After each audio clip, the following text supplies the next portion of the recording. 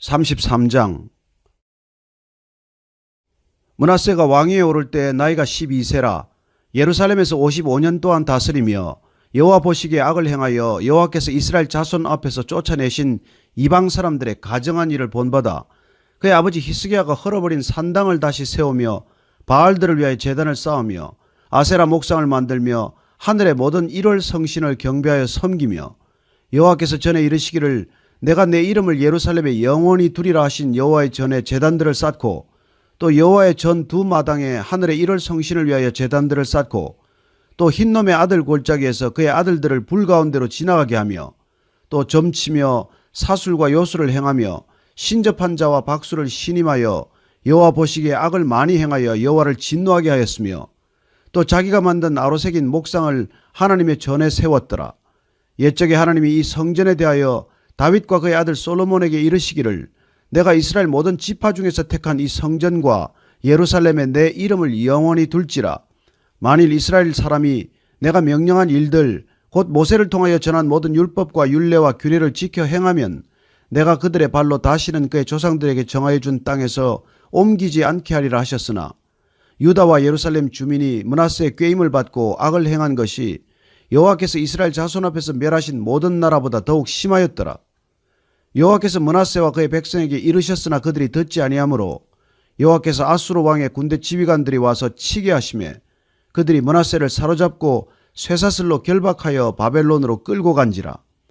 그가 환난을 당하여 그의 하나님 여호와께 간구하고 그의 조상들의 하나님 앞에 크게 겸손하여 기도하였으므로 하나님이 그의 기도를 받으시며 그의 간구를 들으시사 그가 예루살렘에 돌아와서 다시 왕위에 앉게 하시매 므낫세가 그제서야 여호와께서 하나님이신 줄을 알았더라.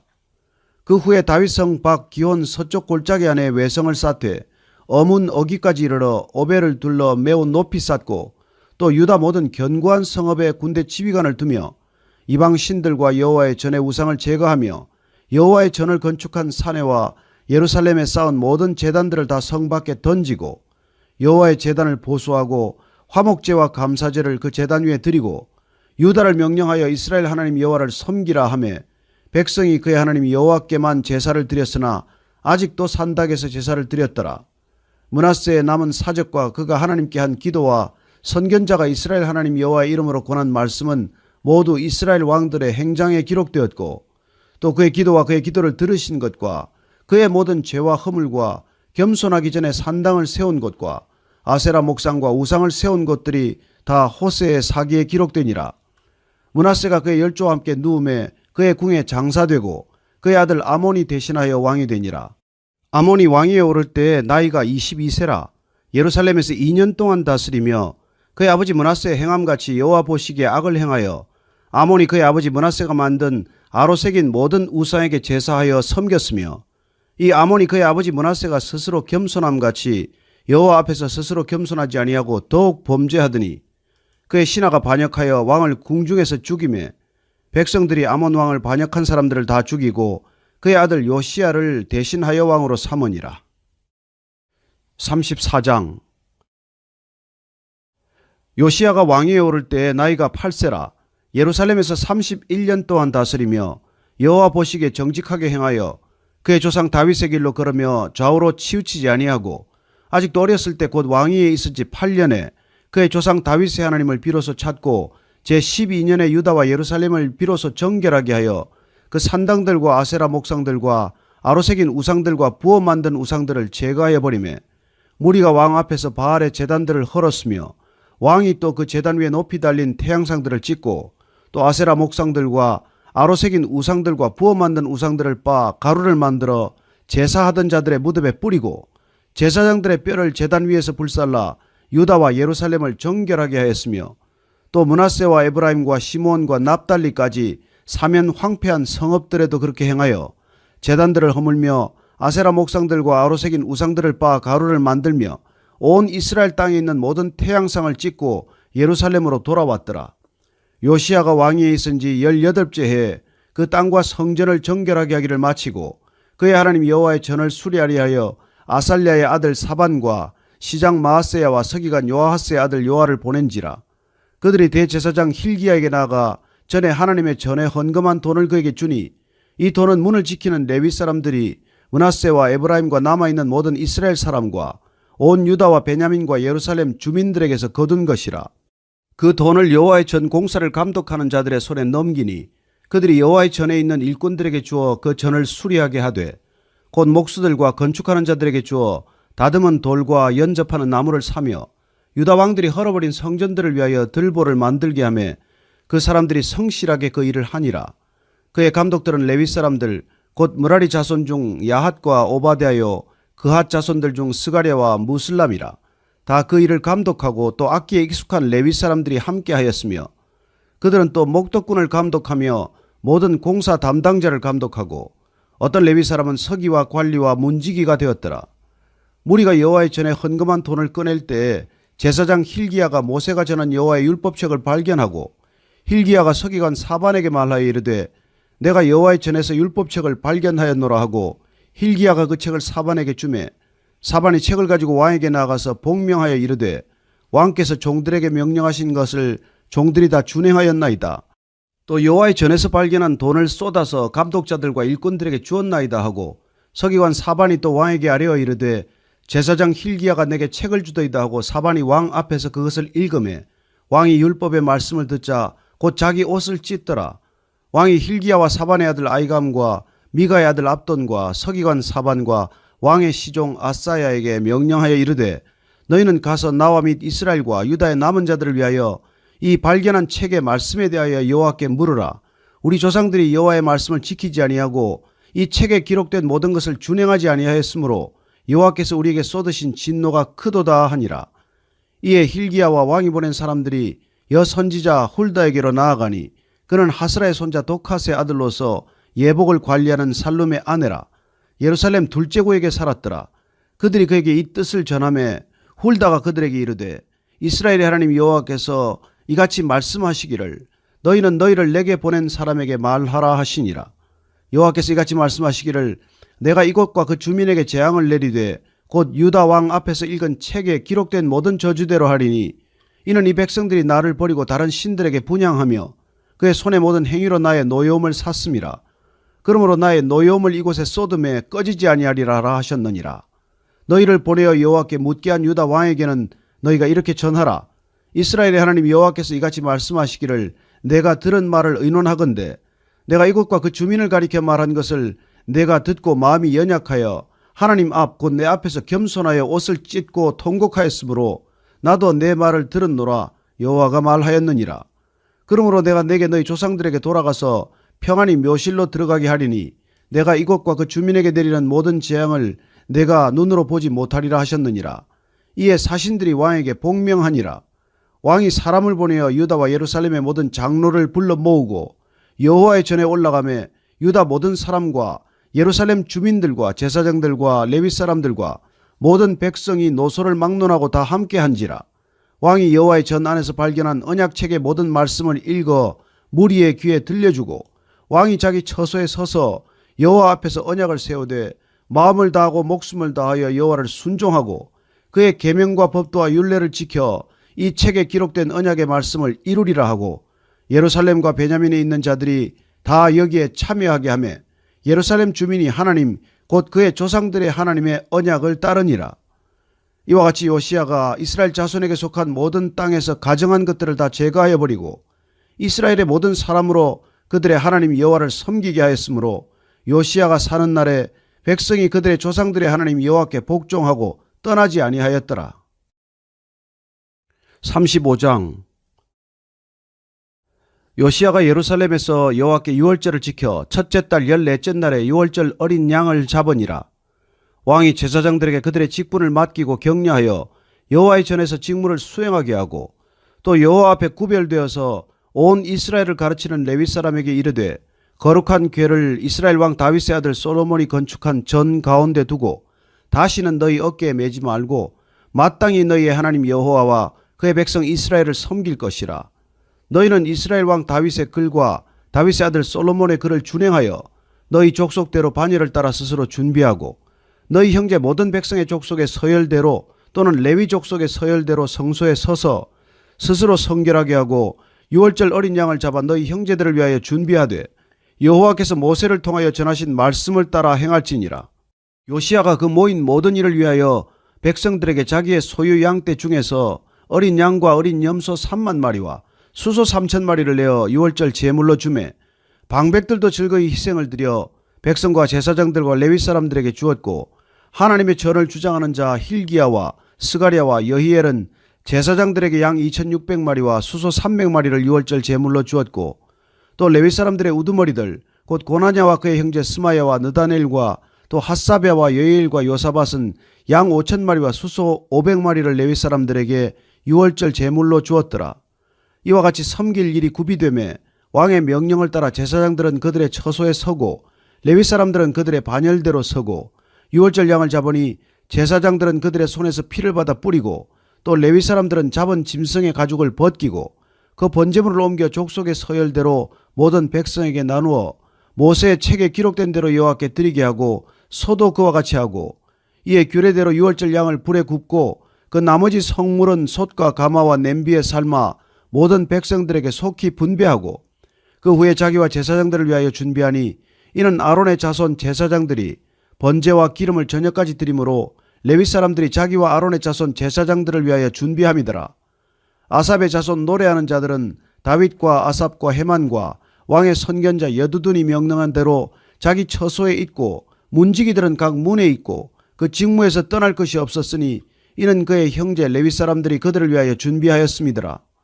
이와 같이 당일에 여호와를 섬길 일이 다 준비되매 요시야 왕의 명령대로 유월절을 지키며 번제를 여호와의 제단에 드렸으며 그때 모인 이스라엘 자손이 유월절을 지키고 이어서 무교절을 7일 동안 지켰으니 선지자 사무엘 이후로 이스라엘 가운데서 유월절을 이같이 지키지 못하였고 이스라엘 모든 왕들도 요시야가 제사장들과 레위 사람들과 모인 온 유다와 이스라엘 무리와 예루살렘 주민과 함께 지킨 것처럼은 유월절을 지키지 못하였더라. 요시야가 왕위에 있은 지 18째 해에 이 유월절을 지켰더라. 이 모든 일 후 곧 요시야가 성전을 정돈하기를 마친 후에 애굽왕 느고가 유브라데 강가에 갈그미스를 치러 올라왔으므로 요시야가 나가서 방비하였더니 느고가 요시야에게 사신을 보내어 이르되 유다 왕이여 내가 그대와 무슨 관계가 있느냐 내가 오늘 그대를 치려는 것이 아니요 나와 더불어 싸우는 족속을 치려는 것이라. 하나님이 나에게 명령하사 속히 하라 하셨은즉 하나님이 나와 함께 계시니 그대는 하나님을 거스르지 말라 그대를 멸하실까 하노라 하나 요시야가 몸을 돌이켜 떠나기를 싫어하고 오히려 변장하고 그와 싸우고자 하여 하나님의 입에서 나온 느고의 말을 듣지 아니하고 무깃도 골짜기에 이르러 싸울 때 활 쏘는 자가 요시야 왕을 쏜지라. 왕이 그의 신하들에게 이르되 내가 중상을 입었으니 나를 도와 나가게 하라. 그 부하들이 그를 병거에서 내리게 하고 그의 버금 병거에 태워 예루살렘에 이른 후에 그가 죽으니 그의 조상들의 묘실에 장사되니라. 온 유다와 예루살렘 사람들이 요시야를 슬퍼하고 예레미야는 그를 위하여 애가를 지었으며 모든 노래하는 남자들과 여자들은 요시야를 슬피 노래하니 이스라엘의 규례가 되어 오늘까지 이르렀으며 그 가사는 애가 중에 기록되었더라. 요시야의 남은 사적과 여호와의 율법에 기록된 대로 행한 모든 선한 일과 그의 처음부터 끝까지의 행적은 이스라엘과 유다 열왕기에 기록되니라. 36장. 그 땅의 백성이 요시야의 아들 여호아하스를 세워 그의 아버지를 대신하여 예루살렘에서 왕으로 삼으니 여호아하스가 왕위에 오를 때에 나이가 23세더라. 그가 예루살렘에서 다스린 지 석 달에 애굽 왕이 예루살렘에서 그의 왕위를 폐하고 또 그 나라에 은 100달란트와 금 1달란트를 벌금으로 내게 하며 애굽 왕 느고가 또 그의 형제 엘리야김을 세워 유다와 예루살렘 왕으로 삼고 그의 이름을 고쳐 여호야김이라 하고 그의 형제 여호아하스를 애굽으로 잡아갔더라. 여호야김이 왕위에 오를 때 나이가 25세라. 예루살렘에서 11년 동안 다스리며 그의 하나님 여호와 보시기에 악을 행하였더라. 바벨론 왕 느부갓네살이 올라와서 그를 치고 그를 쇠사슬로 결박하여 바벨론으로 잡아가고 느부갓네살이 또 여호와의 전 기구들을 바벨론으로 가져다가 바벨론에 있는 자기 신당에 두었더라. 여호야김의 남은 사적과 그가 행한 모든 가정한 일들과 그에게 발견된 악행이 이스라엘과 유다 열왕기에 기록되니라. 그의 아들 여호야긴이 대신하여 왕이 되니라. 여호야긴이 왕위에 오를 때 나이가 8세라. 예루살렘에서 석 달 열흘 동안 다스리며 여호와 보시기에 악을 행하였더라. 그 해에 느부갓네살 왕이 사람을 보내어 여호야긴을 바벨론으로 잡아가고 여호와의 전에 귀한 그릇들도 함께 가져가고 그의 숙부 시드기야를 세워 유다와 예루살렘 왕으로 삼았더라. 시드기야가 왕위에 오를 때 나이가 21세라. 예루살렘에서 11년 동안 다스리며 그의 하나님 여호와 보시기에 악을 행하고 선지자 예레미야가 여호와의 말씀으로 일러도 그 앞에서 겸손하지 아니하였으며 또한 느부갓네살 왕이 그를 그의 하나님을 가리켜 맹세하게 하였으나 그가 왕을 배반하고 목을 곧게 하며 마음을 완악하게 하여 이스라엘 하나님 여호와께로 돌아오지 아니하였고 모든 제사장들의 우두머리들과 백성도 크게 범죄하여 이방 모든 가정한 일을 따라서 여호와께서 예루살렘에 거룩하게 두신 그의 전을 더럽게 하였으며 그 조상들의 하나님 여호와께서 그의 백성과 그 거하시는 곳을 아끼사 부지런히 그의 사신들을 그 백성에게 보내어 이르셨으나 그의 백성이 하나님의 사신들을 비웃고 그의 말씀을 멸시하며 그의 선지자를 욕하여 여호와의 진노를 그의 백성에게 미치게 하여 회복할 수 없게 하였으므로 하나님이 갈대아 왕의 손에 그들을 다 넘기심에 그가 와서 그들의 성전에서 칼로 청년들을 죽이며 청년 남녀와 노인과 병약한 사람을 긍휼히 여기지 아니하였으며 또 하나님의 전의 대소 그릇들과 여호와의 전의 보물과 왕과 방백들의 보물을 다 바벨론으로 가져가고 또 하나님의 전을 불사르며 예루살렘 성벽을 헐며 그들의 모든 궁실을 불사르며 그들의 모든 귀한 그릇들을 부수고 칼에서 살아남은 자를 그가 바벨론으로 사로잡아가며 무리가 거기서 갈대아 왕과 그의 자손의 노예가 되어 바사국이 통치할 때까지 이르니라. 이에 토지가 황폐하여 땅이 안식년을 누림같이 안식하여 70년을 지냈으니 여호와께서 예레미야의 입으로 하신 말씀이 이루어졌더라. 바사의 고레스 왕 원년에 여호와께서 예레미야의 입으로 하신 말씀을 이루시려고 여호와께서 바사의 고레스 왕의 마음을 감동시키심에 그가 온 나라에 공포도 하고 조서도 내려 이르되 바사 왕 고레스가 이같이 말하노니 하늘의 신 여호와께서 세상 만국을 내게 주셨고 나에게 명령하여 유다 예루살렘의 성전을 건축하라 하셨나니 너희 중에 그의 백성된 자는 다 올라갈지어다. 너희 하나님 여호와께서 함께 하시기를 원하노라 하였더라.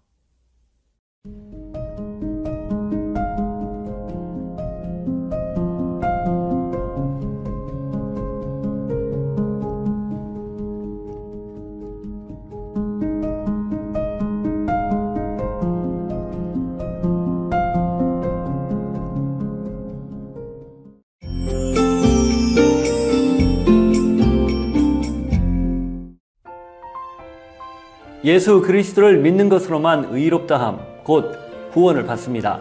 다른 복음은 없습니다. 성경 통독을 돕는 바이블 가이드입니다. 갈라디아서 1장에서 3장을 읽습니다. 로마서의 축소판이라 불리는 갈라디아서는 54년에서 55년경 에베소 혹은 마게도냐에서 기록된 것으로 보입니다. 갈라디아는 바울이 첫 번째로 전도 여행을 할 때 방문했던 도시인 비시디아 안디옥, 이고니온, 루스드라, 더베 등이 있는 지역입니다. 바울은 율법주의자가 가르치는 다른 복음 혹은 거짓 복음을 반박하고 구원은 오직 믿음으로만 받을 수 있다는 것을 확신시키며 복음이 준 자유를 방종의 기회를 삼는 율법 폐기론자들의 그릇된 신앙을 일깨우고 자신의 사도권을 변호하여 복음의 정당성을 입증하기 위해 이 편지를 기록했습니다. 이런 이유로 다른 서신서들과는 달리 첫 머리부터 자신의 사도로서의 정체성을 분명히 밝히고 더불어 서문에 통상적으로 쓰던 감사나 축복의 인사를 하지 않습니다. 대신 다른 복음은 없다고 강경한 어조로 반대자들의 주장을 반박하며 시작합니다. 율법과 복음 문제 등 구원론을 주로 다루며 이를 위해 반대자들과의 신학적인 논쟁이나 복음을 위한 투쟁 등을 망설이지 않습니다. 그리고 복음을 통해 주어진 그리스도인의 참 자유를 강조합니다. 반대자들은 바울이 역사적 예수를 알지 못했다는 점, 예수로부터 직접 제자로 부름을 받지 않았다는 점, 교회를 핍박했던 자였다는 점을 들어 그의 사도직을 문제 삼았고 율법으로부터의 철저한 자유를 외치는 복음을 전한다는 것, 역사적 예수로부터 그 어떤 것도 배운 적이 없다는 것을 들어 그의 가르침을 문제 삼았습니다. 그러나 바울은 나는 사람으로 말미암지 않고 예수 그리스도와 하나님으로 말미암아 사도가 되었다. 내가 전하는 복음은 예수 그리스도가 계시한 것이다. 하나님이 나를 모태에서부터 택해 불러 이방인에게 복음을 전하게 했다 밝히며 자신의 정통성을 주장합니다. 구조는 율법으로부터의 자유를 가르치는 바울의 복음, 복음을 통해 주어지는 자유와 사랑의 윤리, 이렇게 크게 두 부분으로 되어 있습니다.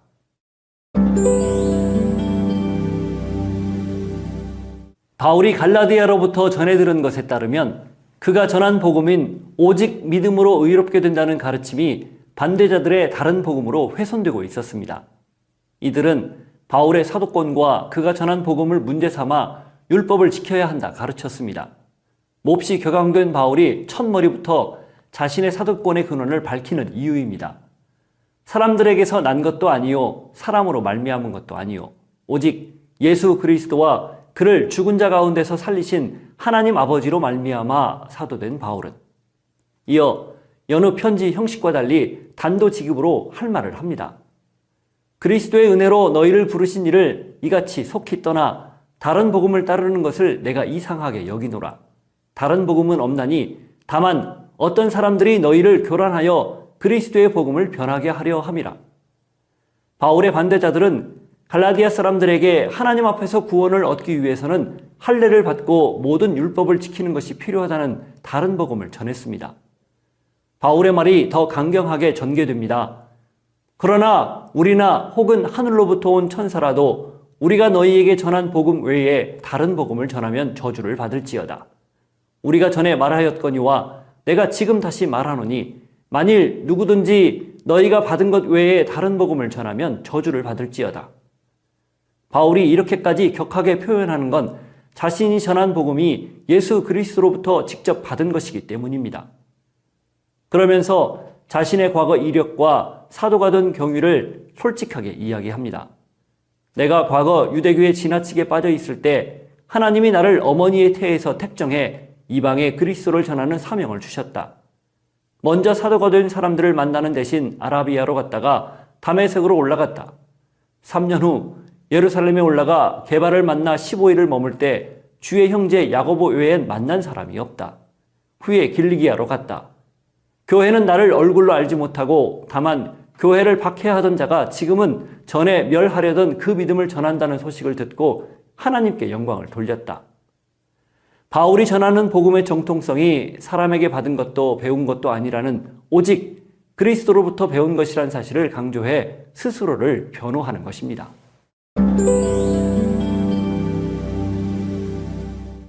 바울의 자기 변호가 계속됩니다. 나는 14년 후 바나바와 함께 예루살렘으로 올라가 이방에게 전파한 복음을 사도들에게 제시했다. 가만히 들어온 거짓 형제들의 압력에도 불구하고 한시도 그들에게 복종하지 않으려는 의지로 헬라인 디도의 할례를 거부했다. 주님이 베드로를 할례자의 사도로 삼은 것 같이 나를 무할례자의 사도로 삼으셨다. 예루살렘 교회의 기둥 같은 야고보, 게바, 요한이 나와 바나바에게 친교의 악수를 청할 정도로 인정해 주었다.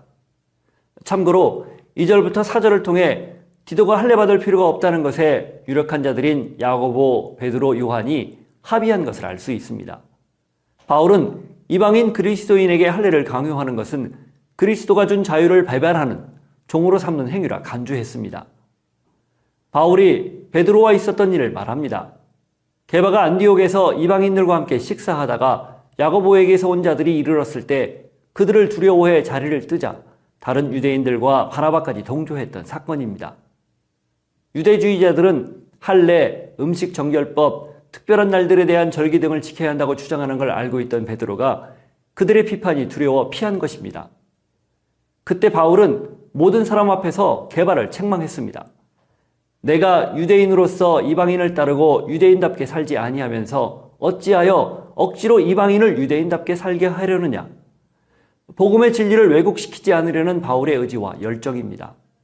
다른 복음을 믿고 따르는 건 있을 수 없다는 뜻이고요.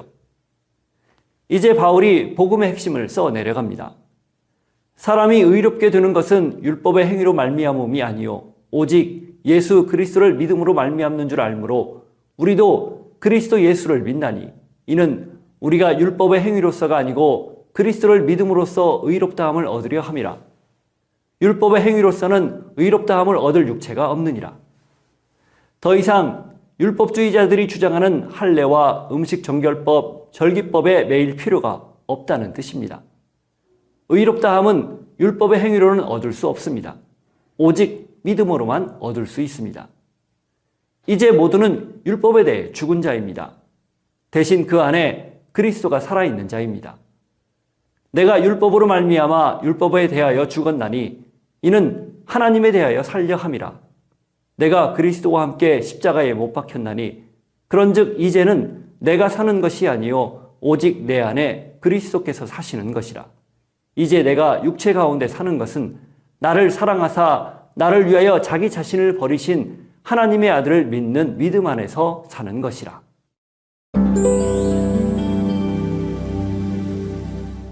격앙된 바울의 목소리가 아직 수그러들지 않고 있습니다. 어리석도다 갈라디아 사람들아, 예수 그리스도께서 십자가에 못 박히신 것이 너희 눈앞에 밝히 보이거늘 누가 너희를 꾀더냐. 성령을 받은 것이 율법의 행위가 아니고 믿음으로 된 것임을 경험했는데도 다시 육체로 돌아가려는 어리석음을 책망하는 것입니다. 바울이 아브라함을 예로 듭니다. 아브라함을 의롭다고 인정한 것은 그가 하나님을 믿은 것 때문이다. 그가 부름받을 때 모든 이방인이 복을 받게 될 것이라 약속한 것도 이방인 역시 믿음으로 의롭다고 인정받을 것이기 때문이다. 율법이 무엇인지 말합니다. 율법은 그것을 지키는 자만 의롭다고 인정한다. 그렇지 않은 자는 저주 아래에 있는 자다. 그러나 율법을 지켜 하나님으로부터 의롭다고 인정받을 수 있는 사람은 없다. 그래서 그리스도가 율법의 저주를 받아 우리 대신 나무에 달렸다. 이는 이를 믿는 이방인들에게도 성령의 약속을 받게 하기 위함이다. 아브라함이 믿음으로 약속을 받은 때와 모세가 율법을 받은 때를 비교하며 설명합니다. 약속을 하면 그 약속을 함부로 폐기하거나 더하지 못하는 게 사람의 사는 이치다. 그런데 하물며 하나님이 직접 한 약속을 430년 후에 생긴 율법이 폐기할 수 있겠느냐? 그러면 율법의 역할은 무엇일까요? 바울이 말을 잇습니다. 율법은 하나님의 약속과 반대되는 것이 아니다. 믿음이 오기 전까지 모든 것을 죄 아래에 가두는 역할을 하는 것이 율법이다. 율법은 우리를 그리스도에게 인도하는 초등교사다. 바울이 강조합니다. 우린 믿음으로 의롭다함을 얻는다. 믿음이 온 후로는 더 이상 초등교사 아래에 있지 않다. 하나님의 아들이 되어 그리스도로 옷 입고 하나가 된 존재다. 아브라함의 자손이고 약속대로 유업을 이을 자다.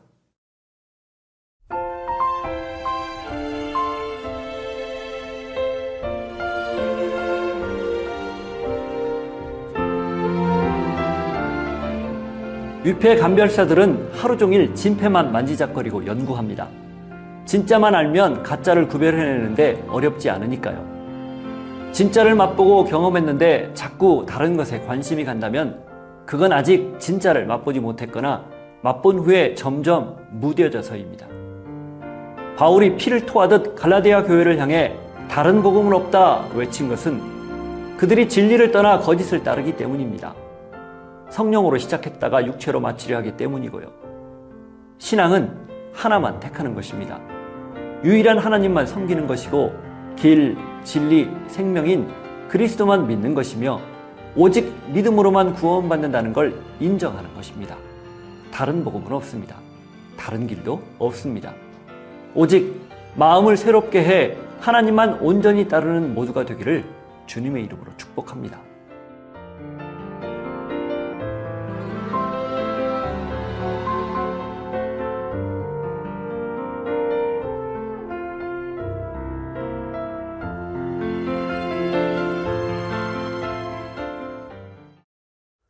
십 장 솔로몬의 잠언이라 지혜로운 아들은 아비를 기쁘게 하거니와 미련한 아들은 어미의 근심이니라. 불의의 재물은 무익하여도 공의는 죽음에서 건지느니라. 여호와께서 의인의 영혼은 줄이지 않게 하시나 악인의 소욕은 물리치시느니라. 손을 게으르게 놀리는 자는 가난하게 되고 손이 부지런한 자는 부하게 되느니라. 여름에 거두는 자는 지혜로운 아들이나 추수 때 자는 자는 부끄러움을 끼치는 아들이니라. 의인의 머리에는 복이 많아 악인의 입은 독을 머금었느니라. 의인을 기념할 때는 칭찬하거니와 악인의 이름은 썩게 되느니라. 마음이 지혜로운 자는 계명을 받거니와 입이 미련한 자는 멸망하리라. 바른 길로 행하는 자는 걸음이 평안하려니와 굽은 길로 행하는 자는 드러나리라. 눈짓하는 자는 근심을 끼치고 입이 미련한 자는 멸망하느니라. 의인의 입은 생명의 샘이라도 악인의 입은 독을 머금었느니라. 미움은 다툼을 일으켜도 사랑은 모든 허물을 가리느니라. 명철한 자의 입술에는 지혜가 있어도 지혜 없는 자의 등을 위하여는 채찍이 있느니라. 지혜로운 자는 지식을 간직하거니와 미련한 자의 입은 멸망에 가까우니라. 부자의 재물은 그의 견고한 성이요 가난한 자의 궁핍은 그의 멸망이니라. 의인의 수고는 생명에 이르고 악인의 소득은 죄에 이르느니라. 훈계를 지키는 자는 생명길로 행하여도 징계를 버리는 자는 그릇 가느니라. 미움을 감추는 자는 거짓된 입술을 가진 자요 중상하는 자는 미련한 자이니라. 말이 많으면 허물을 면하기 어려우나 그 입술을 제어하는 자는 지혜가 있느니라. 의인의 혀는 수는과 같거니와 악인의 마음은 가치가 적으니라. 의인의 입술은 여러 사람을 교육하나 미련한 자는 지식이 없어 죽느니라. 여호와께서 주시는 복은 사람을 부하게 하고 근심을 겸하여 주지 아니하시느니라. 미련한 자는 행악으로 낙을 삼는 것 같이 명철한 자는 지혜로 낙을 삼느니라. 악인에게는 그의 두려워하는 것이 임하거니와 의인은 그 원하는 것이 이루어지느니라. 회오리 바람이 지나가면 악인은 없어져도 의인은 영원한 기초 같으니라. 게으른 자는 그 부리는 사람에게 마치 이에 식초 같고 눈에 연기 같으니라. 여호와를 경외하면 장수하느니라. 그러나 악인의 수명은 짧아지느니라. 의인의 소망은 즐거움을 이루어도 악인의 소망은 끊어지느니라. 여호와의 도가 정직한 자에게는 산성이요 행악하는 자에게는 멸망이니라. 의인은 영영이 이동되지 아니하여도 악인은 땅에 거하지 못하게 되느니라. 의인의 입은 지혜를 내어도 패역한 혀는 배임을 당할 것이니라. 의인의 입술은 기쁘게 할 것을 알거늘 악인의 입은 패역을 말하느니라. 11장. 속이는 저울은 여호와께서 미워하시나 공평한 추는 그가 기뻐하시느니라. 교만이 오면 욕도 오거니와 겸손한 자에게는 지혜가 있느니라. 정직한 자의 성실은 자기를 인도하거니와 사악한 자의 패역은 자기를 망하게 하느니라. 재물은 진노하시는 날에 무익하나 공의는 죽음에서 건지느니라.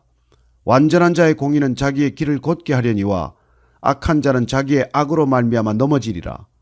정직한 자의 공의는 자기를 건지려니와 사악한 자는 자기의 악에 잡히리라. 악인은 죽을 때에 그 소망이 끊어지나니 불의의 소망이 없어지느니라. 의인은 환난에서 구원을 얻으나 악인은 자기의 길로 가느니라. 악인은 입으로 그의 이웃을 망하게 하여도 의인은 그의 지식으로 말미암아 구원을 얻느니라.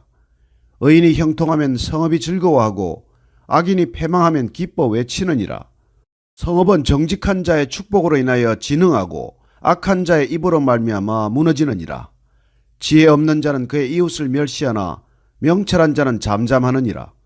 두루 다니며 한담하는 자는 남의 비밀을 누설하나 마음이 신실한 자는 그런 것을 숨기느니라. 지략이 없으면 백성이 망하여도 지략이 많으면 평안을 누리느니라. 타인을 위하여 보증이 되는 자는 손해를 당하여도 보증이 되기를 싫어하는 자는 평안하니라. 유덕한 자는 존영을 얻고 근면한 남자는 재물을 얻느니라. 인자한 자는 자기의 영혼을 이롭게 하고 잔인한 자는 자기의 몸을 해롭게 하느니라. 악인의 삭은 허무하되 공의를 뿌린 자의 상은 확실하니라. 공의를 굳게 지키는 자는 생명에 이르고 악을 따르는 자는 사망에 이르느니라. 마음이 굽은 자는 여호와께 미움을 받아도 행위가 온전한 자는 그의 기뻐하심을 받느니라. 악인은 피차 손을 잡을지라도 벌을 면하지 못할 것이나 의인의 자손은 구원을 얻으리라. 아름다운 년이 삼가지 아니하는 것은 마치 돼지 코의 금고리 같으니라. 의인의 소원은 오직 선하나 악인의 소망은 진노를 이루느니라. 흩어 구제하여도 더욱 부하게 되는 일이 있나니 과도히 아껴도 가난하게 될 뿐이니라. 구제를 좋아하는 자는 풍족하여질 것이요 남을 윤택하게 하는 자는 자기도 윤택하여지리라. 곡식을 내놓지 아니하는 자는 백성에게 저주를 받을 것이나 파는 자는 그의 머리에 복이 임하니라. 선을 간절히 구하는 자는 은총을 얻으려니와 악을 더듬어 찾는 자에게는 악이 임하리라. 자기의 재물을 의지하는 자는 패망하려니와 의인은 푸른 잎사귀 같아서 번성하리라. 자기 집을 해롭게 하는 자의 소득은 바람이라. 미련한 자는 마음이 지혜로운 자의 종이 되리라. 의인의 열매는 생명나무라. 지혜로운 자는 사람을 얻느니라. 보라, 의인이라도 이 세상에서 보응을 받겠거든 하물며 악인과 죄인이리요. 12장 훈계를 좋아하는 자는 지식을 좋아하거니와 징계를 싫어하는 자는 짐승과 같으니라. 선인은 여호와께 은총을 받으려니와 악을 꾀하는 자는 정죄하심을 받으리라. 사람이 악으로서 굳게 서지 못하거니와 의인의 뿌리는 움직이지 아니하느니라. 어진 여인은 그 지아비의 면류관이나 욕을 끼치는 여인은 그 지아비의 뼈가 썩음 같게 하느니라. 의인의 생각은 정직하여도 악인의 도모는 속임이니라. 악인의 말은 사람을 엿보아 피를 흘리자 하는 것이거니와 정직한 자의 입은 사람을 구원하느니라. 악인은 엎드려져서 소멸되려니와 의인의 집은 서 있으리라. 사람은 그 지혜대로 칭찬을 받으려니와 마음이 굽은 자는 멸시를 받으리라. 비천히 여김을 받을지라도 종을 부리는 자는 스스로 높은 채 하고도 음식이 핍절한 자보다 나으니라. 의인은 자기의 가축의 생명을 돌보나 악인의 긍휼은 잔인이니라. 자기의 토지를 경작하는 자는 먹을 것이 많거니와 방탕한 것을 따르는 자는 지혜가 없느니라. 악인은 불의의 이익을 탐하나 의인은 그 뿌리로 말미암아 결실하느니라. 악인은 입술의 허물로 말미암아 그물에 걸려도 의인은 환난에서 벗어나느니라. 사람은 입의 열매로 말미암아 복록에 족하며 그 손이 행하는 대로 자기가 받느니라. 미련한 자는 자기 행위를 바른 줄로 여기나 지혜로운 자는 권고를 듣느니라. 미련한 자는 당장 분노를 나타내거니와 슬기로운 자는 수욕을 참느니라. 진리를 말하는 자는 의를 나타내어도 거짓 정의는 속이는 말을 하느니라. 칼로 찌름같이 함부로 말하는 자가 있거니와 지혜로운 자의 혀는 양약과 같으니라. 진실한 입술은 영원히 보존되거니와 거짓 혀는 잠시 동안만 있을 뿐이니라. 악을 꾀하는 자의 마음에는 속임이 있고 화평을 의논하는 자에게는 희락이 있느니라. 의인에게는 어떤 재앙도 임하지 아니하려니와 악인에게는 앙하가 가득하리라. 거짓 입술은 여호와께 미움을 받아도 진실하게 행하는 자는 그의 기뻐하심을 받느니라. 슬기로운 자는 지식을 감추어도 미련한 자의 마음은 미련한 것을 전파하느니라. 부지런한 자의 손은 사람을 다스리게 되어도 게으른 자는 부림을 받느니라. 근심이 사람의 마음에 있으면 그것으로 번뇌하게 되나 선한 말은 그것을 즐겁게 하느니라. 의인은 그 이웃의 인도자가 되나 악인의 소행은 자신을 미혹하느니라. 게으른 자는 그 잡을 것도 사냥하지 아니하나니 사람의 부귀는 부지런한 것이니라. 공의로운 길에 생명이 있나니 그 길에는 사망이 없느니라. 13장 지혜로운 아들은 아비의 훈계를 들으나 거만한 자는 꾸지람을 즐겨 듣지 아니하느니라. 사람은 입의 열매로 인하여 복록을 누리거니와 마음이 괴사한 자는 강포를 당하느니라. 입을 지키는 자는 자기의 생명을 보전하나 입술을 크게 벌리는 자에게는 멸망이 오느니라. 게으른 자는 마음으로 원하여도 얻지 못하나 부지런한 자의 마음은 풍족함을 얻느니라. 의인은 거짓말을 미워하나 악인은 행위가 흉악하여 부끄러운 데에 이르느니라. 공의는 행실이 정직한 자를 보호하고 악은 죄인을 패망하게 하느니라. 스스로 부한 채하여도 아무것도 없는 자가 있고 스스로 가난한 채하여도 재물이 많은 자가 있느니라. 사람의 재물이 자기 생명의 속전일 수 있으나 가난한 자는 협박을 받을 일이 없느니라. 의인의 빛은 환하게 빛나고 악인의 등불은 꺼지느니라. 교만에서는 다툼만 일어날 뿐이라. 권면을 듣는 자는 지혜가 있느니라.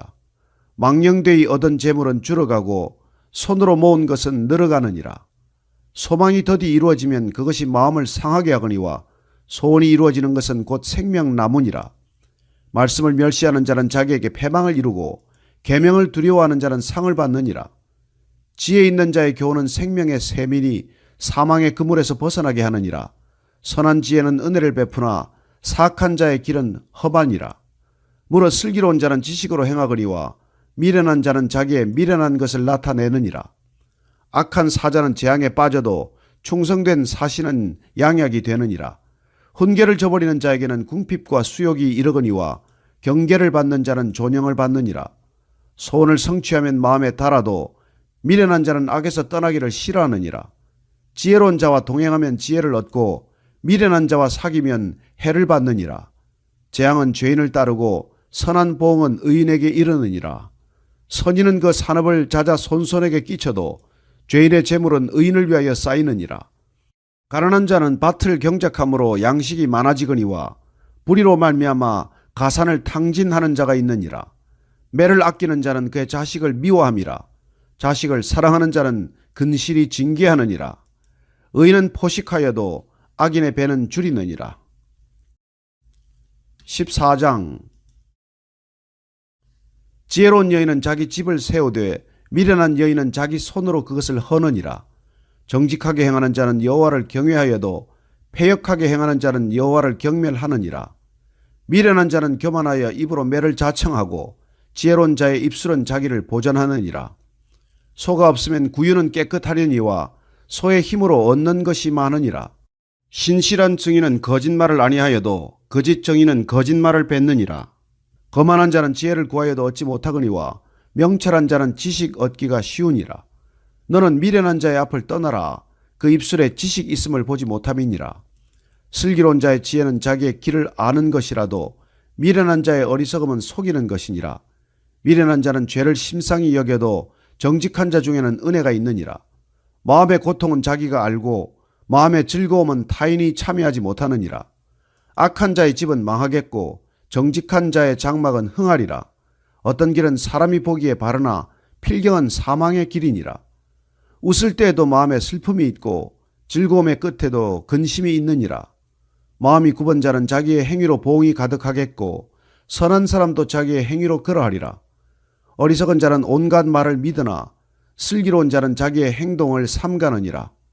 지혜로운 자는 두려워하여 악을 떠나나 어리석은 자는 방자하여 스스로 믿느니라.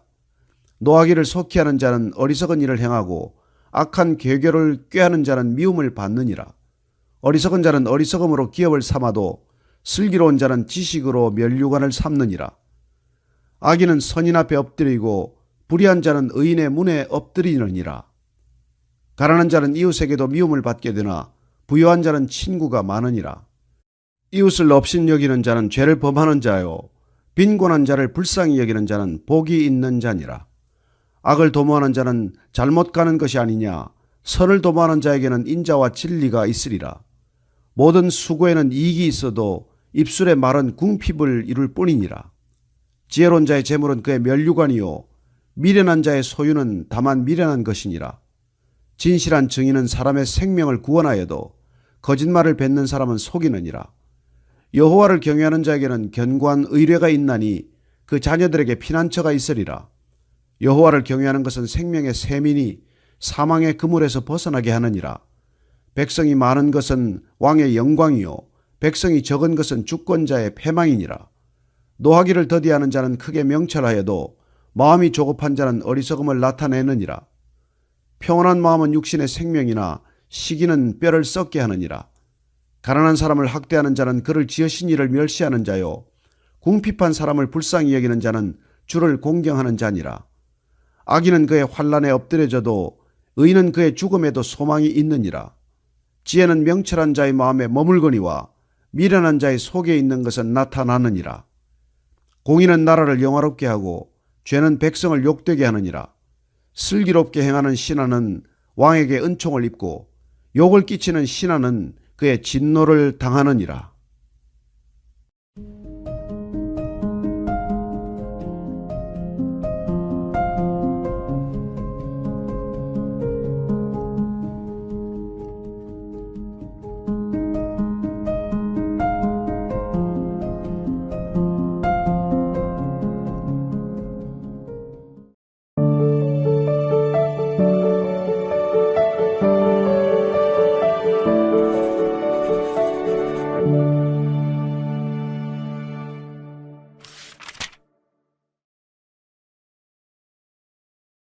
오늘 우리 같이 읽을 말씀은 사무엘 17장 45절에서 51절까지 말씀입니다. 같이 한 목소리 읽을까요? 시작. 다윗이 블레셋 사람에게 이르되 너는 칼과 창과 단창으로 내게 나아오거니와 나는 만군의 여호와의 이름 곧 내가 모욕하는 이스라엘 군대의 하나님의 이름으로 내게 나아가노라. 오늘 여호와께서 너를 내 손에 넘기시리니 내가 너를 쳐서 내 목을 베고 블레셋 군대의 시체를 오늘 공중의 새와 땅의 들짐승에게 주어 온 땅으로 이스라엘에 하나님이 계신 줄 알게 하겠고 또 여호와의 구원하심이 칼과 창에 있지 아니함을 이 무리에게 알게 하리라. 전쟁은 여호와께 속한 것인즉 그가 너희를 우리 손에 넘기시리라. 블레셋 사람이 일어나 다윗에게로 마주 가까이 올 때 다윗이 블레셋 사람을 향하여 빨리 달리며 손을 주머니에 넣어 돌을 가지고 물매로 던져 블레셋 사람의 이마를 치매 돌이 그의 이마에 박히니 땅에 엎드러지니라. 다윗이 같이 물매와 돌로 블레셋 사람을 이기고 그를 쳐 죽였으나 자기 손에는 칼이 없었더라. 다윗이 달려가서 블레셋 사람을 밟고 그의 칼을 그 칼집에서 빼내어 그 칼로 그를 죽이고 그의 머리를 베니 블레셋 사람들이 자기 용사의 죽음을 보고 도망하는지라. 아멘. 우리는 이 과학이 믿음을 대체한 시대를 살고 있습니다. 그래서 믿음 하면은 어떤 확신을 말하거나 아니면 믿음 하면 대단히 좀 비이성적이고 비상식적인 어떤 삶의 태도나 사고 체계를 지칭하는 것처럼 그렇게 오해를 받고 있어요. 그러나 그렇지 않습니다. 우리는 이 믿음과 과학이 양립한다는 것을 반드시 알고 믿음 생활을 해야 돼요. 왜냐하면 과학자들이 믿음에 관한 조사를 했는데 과반수가 과학자들이 믿음을 가졌다는 것을 확인할 수 있습니다. 대단한 그 명성을 지닌 과학자들조차도 믿음, 또 신, 이런 존재에 대해서 인정하는 것을 수치적으로 우리는 알 수 있는 시대예요. 왜 그렇겠습니까? 과학적 전제 자체가 믿음이기 때문에 그래요. 창조론도 믿음이지만 진화론도 믿음이라는 것을 우리는 알고 있습니다. 누구도 검증하지 못한 사실을 믿고 있는 것이죠. 따라서 믿음이라는 명제를 가지고 과학적 명제를 세우고 그것을 데이터로 증명해 나가는 과정을 우리는 과학적 프로세스라고 말하지만 그러나 그게 늘 우리가 이렇게 객관적인 사실로 입증할 수 없다는 것이죠. 진화는 어떤 형태로도 객관적 사실로 입증된 바가 없습니다. 원숭이 꼬리가 해마다 짧아져서 인간이 되었다는 그런 진화론적 증거는 없습니다. 종 내에서의 진화는 설득력이 있지만 한 종에서 다른 종으로 진화라는 개념은 불가능합니다. 따라서 우리는 이 과학이라고 하는 것이 우리가 가지고 있는 믿음을 증명하는 보조적 수단이라는 것을 한번 생각해 볼 필요가 있어요. 믿음은 우리가 잘 아는 대로 보이지 않는 세계를 인정하는 것입니다. 아니, 보이지 않는 세계가 보이는 것보다도 더 크다는 것을 인정하는 태도를 말하는 것입니다. 우리가 어릴 때는 눈에 보이는 것만 현실로 인식합니다. 그러나 점점 성인이 되면은 눈에 보이지 않는 객관적 상황들을 우리 삶의 조건으로 받아들이기 시작을 합니다. 따라서 우리가 어릴 때 가졌던 그런 기준들이 낮은 기준, 어리석은 기준, 좁은 기준이라는 것을 깨닫게 되는 것이죠. 저는 현미경과 망원경 이 두 가지를 우리 믿음을 보조하는 수단으로 설명을 드리고 싶어요. 우리가 현미경이라는 덕분 때문에, 현미경이라는 도구 때문에 이 미시의 세계, 보이지 않는 세계, 도대체 우리가 아무리 눈을 뜨고 보아도 볼 수 없는 세계를 보게 했습니다. 그 미시의 세계, 특별히 전자현미경을 통해서 원자를 들여다보고, 전자를 규명하고 하는 이런 엄청난 일들을 해낸 것이죠. 동시에 우리는 또 망원경이라는 걸 통해서 이 지구 너머, 태양계 너머, 은하계 너머 그 광대한 우주를 들여다볼 수 있는 또 놀라운 수단을 갖게 되었어요. 결과적으로 우리 눈이 보는 가시거리의 세계, 가시권의 세계는 너무나 좁아서 우리가 본다고 하나 제대로 보는 게 별로 없다는 걸 깨닫게 된 것이란 말이죠. 우리는 현미경이나 망원경을 통해서 보이지 않는 세계가 훨씬 신비롭고 훨씬 광대하고 끝이 없는 그 무한한 세계가 있다는 것을 알게 된 것이란 말이죠. 따라서 우리는 믿음으로 우리는 하나님의 존재를 인정하게 되었고 그 믿음이라는 놀라운 능력을 통해서 우리는 한 번도 본 적이 없을지라도 하나님을 뵌 것처럼 하나님을 동행하는 육신의 아버지처럼 부를 수 있고 교제할 수 있고, 그리고 우리가 말하는 영적인 세계에 한 걸음 한 걸음 성큼성큼 발을 딛고 나아갈 수 있는 것이죠. 오늘 이 말씀의 제목을 사실은 우리가 믿음으로 세우는 나라라고 정했지만, 더 정확한 표현은 믿음으로 세운 인간들이 세우는 나라라는 게 정확한 표현이에요. 하나님의 나라에 대해서 우리가 좀 막연하다는 생각을 합니다. 그래서 교회 다니는 사람들은 그냥 하나님 나라 이퀄 교회라고만 좁게 생각을 하기가 쉬워요. 분명 교회는 하나님 나라이지만은 지극히 작은 하나님의 나라의 일부라는 것을 우리가 한번 또 생각해야 된다는 것입니다. 곳곳에 이 지상에는 수없이 많은 교회가 있지만 그 교회조차도 하나님의 나라의 전부는 아니라는 것입니다. 따라서 우리는 교회를 다니는 성도지만 우리가 하나님의 나라의 한 영역을 담당하고 있을 뿐이고, 하나님의 나라를 이루어가는 하나님의 의도대로 우리가 움직일 때 하나님의 나라가 교회를 통해서 점점 드러나게 하시고, 교회라는 수단을 통해서 하나님의 나라가 증명되게 하시고, 교회가 점점 확장됨으로써 하나님의 나라를 더욱더 뚜렷하게 드러낼 수 있을 뿐이라는 것입니다. 이런 장황한 서론을 말씀드리는 까닭은 도대체 하나님의 나라를 어떻게 세우시나, 하나님의 나라는 이 땅 가운데 어떤 형태로 존재하나, 이걸 우리가 한 번 더 깊이 생각하지 않으면 교회를 다니다가 교인이라는 신분에 갇혀버리고 그냥 종교적인 그런 일상 속에서 점점 그 틀에 굳어져서 그냥 한낱 종교인으로 전락하기가 쉽기 때문이죠. 그래서 믿음으로 하나님이 세우시고자 하는 그 나라와는 정작 거리가 멀거나, 또는 정작 하나님께서 믿음으로 세우시고자 하는 나라와는 엉뚱한 정반대의 결과를 가져올 수도 있기 때문입니다.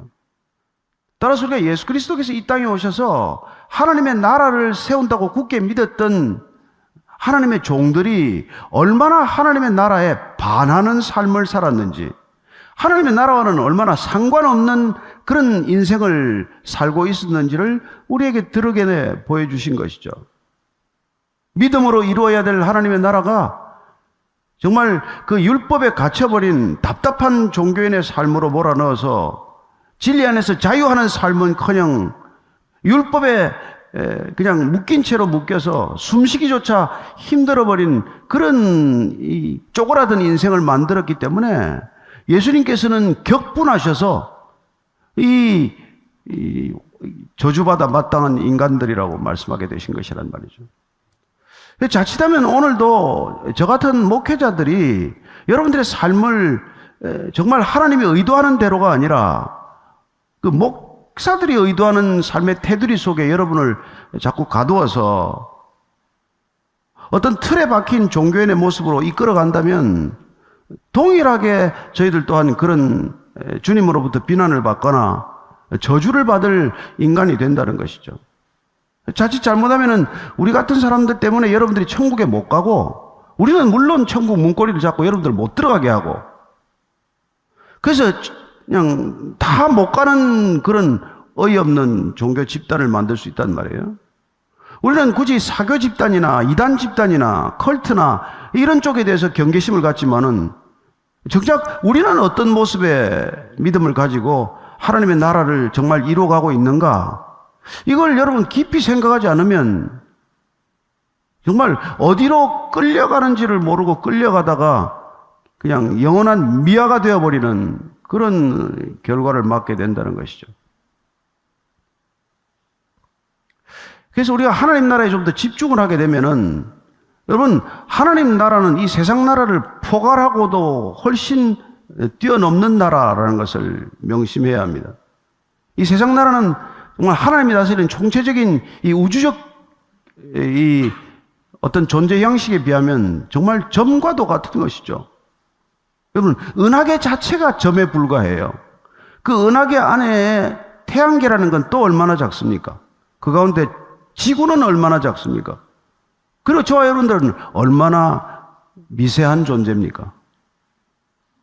어쩌면 우주라는 사이즈에서 인간을 발견하려면 하나의 원소보다도 더 작은 존재로 드러나겠죠.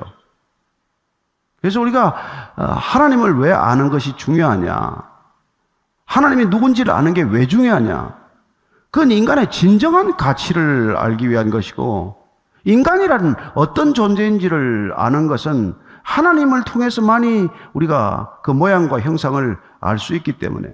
왜 하나님께서는 인간을 하나님의 모양과 형상을 담도록 그 모양을 따라서 지으셨기 때문에 우리가 우리 자신을 들여보아서가 아니라 우리 자신이라는 이 일그러지고 왜곡되고 죄로 가득한 인생을 바라보는 것이 아니라 하나님을 바라볼 때 하나님의 그 원형을 통해서 우리는 인간의 참모습, 인간을 지으신 하나님의 의도를 알 수 있다는 것이죠.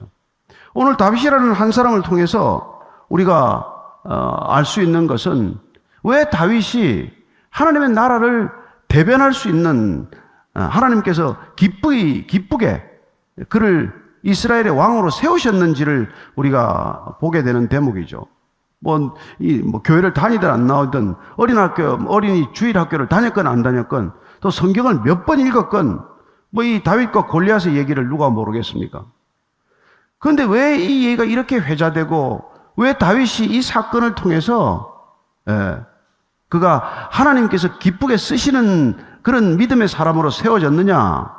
이걸 아는 게 우리 믿음의 속성을 이해하는 데 중요할 뿐만 아니라 하나님의 나라는 어떤 사람을 통해서 어떤 사람의 믿음을 통해서 이루어지는지를 우리에게 확인시켜 주기 때문이죠.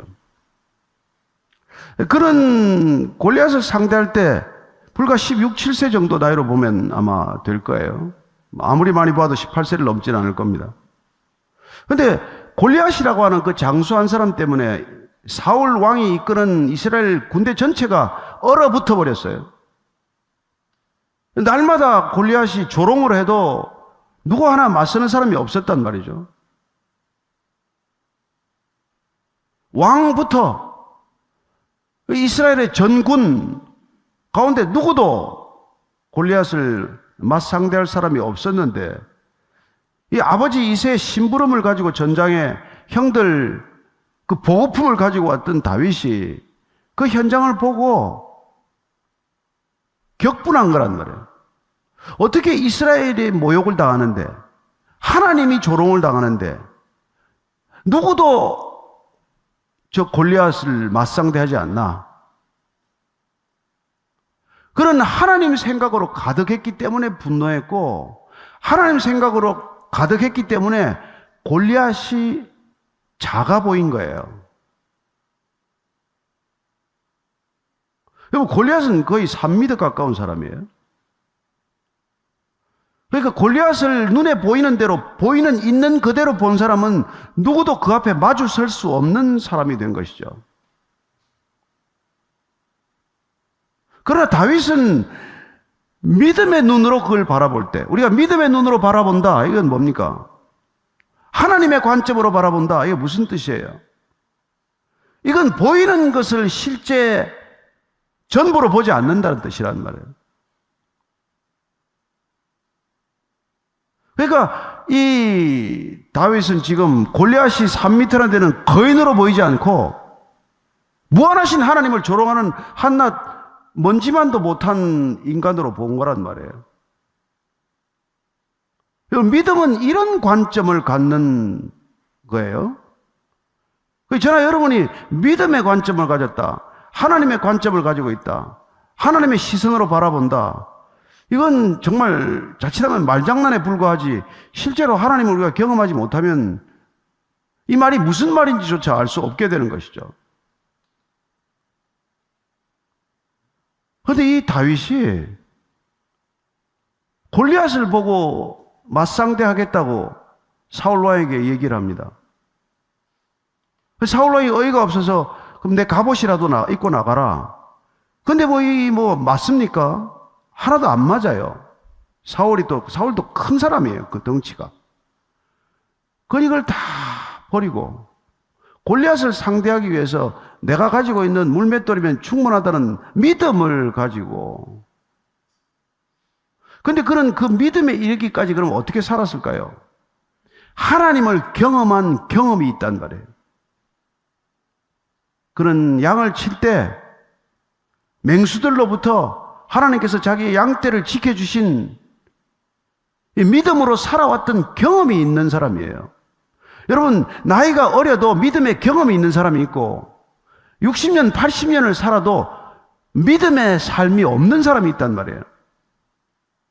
그래서 다윗은 어려서 누구도 주목하지 않는 삶을 살았지만은 위기 때마다 하나님을 의지하고 하나님의 도움으로 그 맹수와 맞섰던 경험, 이겼던 경험, 하나님이 지켜주셨던 경험, 이 경험을 가지고 그는 점점 믿음의 눈으로 사물을 바라보는 훈련이 된 사람이에요. 그래서 믿음의 눈으로 바라보니까 그 골리앗이라고 하는 거인이 별거 아닌 거란 말이에요. 사실 그렇죠. 우리가 여호수아와 갈렙이라는 사람이 가나안 땅에 들어가게 된 것도 광야 1세대가 전부 죽고 그 두 사람이 갖게 된 것, 그렇게 가나안 땅에 들어가게 된 것도 믿음의 눈으로 가나안 땅을 바라본 사람이 그 두 사람이기 때문에 그래요. 다 12명의 정탐꾼이 가나안 땅에 가서 보니까 아낙 자손이라고 지금 헤브론이나 이쪽 지역에 가서 정탐을 하는데 너무 신장이 크고 장대하고 귀걸이 있고 무기도 전부 최신 무기고 이건 싸움이 안 된다 도대체. 합리적인 시선이죠. 상식적인 시선이에요. 논리적인 판단입니다. 객관적인 전력에 있어서는 싸움이 안 됩니다. 여러분, 세상은 그런 리포트로 가득해요.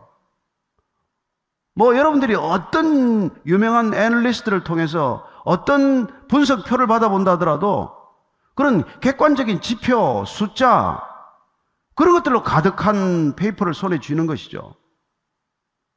그런데 비록 여호수아와 갈렙은 그 객관적인 수치나 지표를 보지 않고 하나님의 눈으로 믿음으로 그 땅을 바라보니까 이래서 우리에게 주셨구나. 젖과 꿀이 흐르는 땅이기 때문에 이 가나안 땅을 우리에게 주셨구나. 광야의 삶을 졸업시키고 이 땅을 하나님의 정말 성소로 예배드릴 수 있는 땅으로 우리를 보내시는구나. 그래서 들어갈 수 있다고 믿은 사람은 들어갔고 못 들어간다고 믿었던 사람은 다 죽었단 말이에요. 그래서 하나님께서 이제는 우리가 죽었구나 라는 말을 하는 사람들은 다 죽게 내버려 뒀단 말이에요. 지금 골리앗을 상대하는 모든 이스라엘 군대가 우리가 골리앗 앞에서는 다 죽었구나, 다 죽게 생겼구나. 그래서 아무도 그 앞을 나가지 않는데 이 어린 다윗이 골리앗 앞에 맞상대를 해서 달려가면서 하는 말이 너는 칼과 단창으로 나오지만 나는 만군의 여호와의 이름으로 나간다. 그러고는 가만 서 있었냐고요.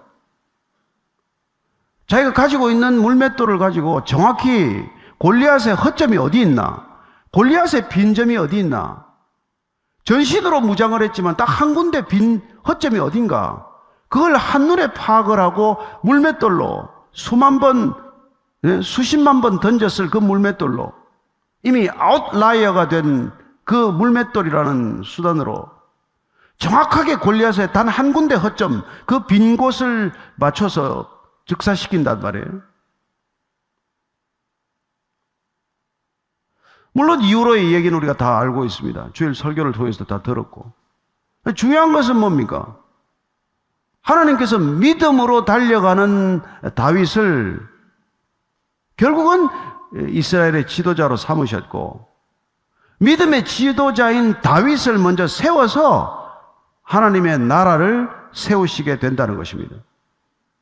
따라서 하나님의 나라는 이 땅 가운데 하나님의 사람을 먼저 부르시고 하나님의 사람으로 빚으시고 하나님의 사람을 세워서 하나님의 나라를 세우신다는 것을 알 수 있는 것이죠. 그래서 예수님께서 오셔서 하나님의 나라가 어디 있냐? 라고 묻는 사람들에게 보이는 하나님의 나라를 말씀해 주지 않습니다. 하나님은 보이는 이것도 아니요, 보이는 저것도 아니요, 여기 있다 저기 있다고도 못할 것이요, 오직 하나님의 나라는 너희 가운데 있느니라. 너희 가운데, 너희 가운데, 저와 여러분 가운데, 우리의 마음의 중심에. 그래서 하나님께서 늘 사람을 보실 때 여호와는, 나 여호와는 중심을 보느니라 그렇게 말한다. 우리는 다 얼굴을 보고 체구를 보고 겉을 보지만, 옷을 보고 가진 걸 보고 소유를 보고 차나 집을 보지만, 하나님은 우리의 중심을 보신단 말이에요. 이 중심으로부터 일이 시작이 된단 말이에요. 다윗의 중심에 하나님이 가득했을 때 그는 골리앗도 한낱 미물에 불과하단 말이에요.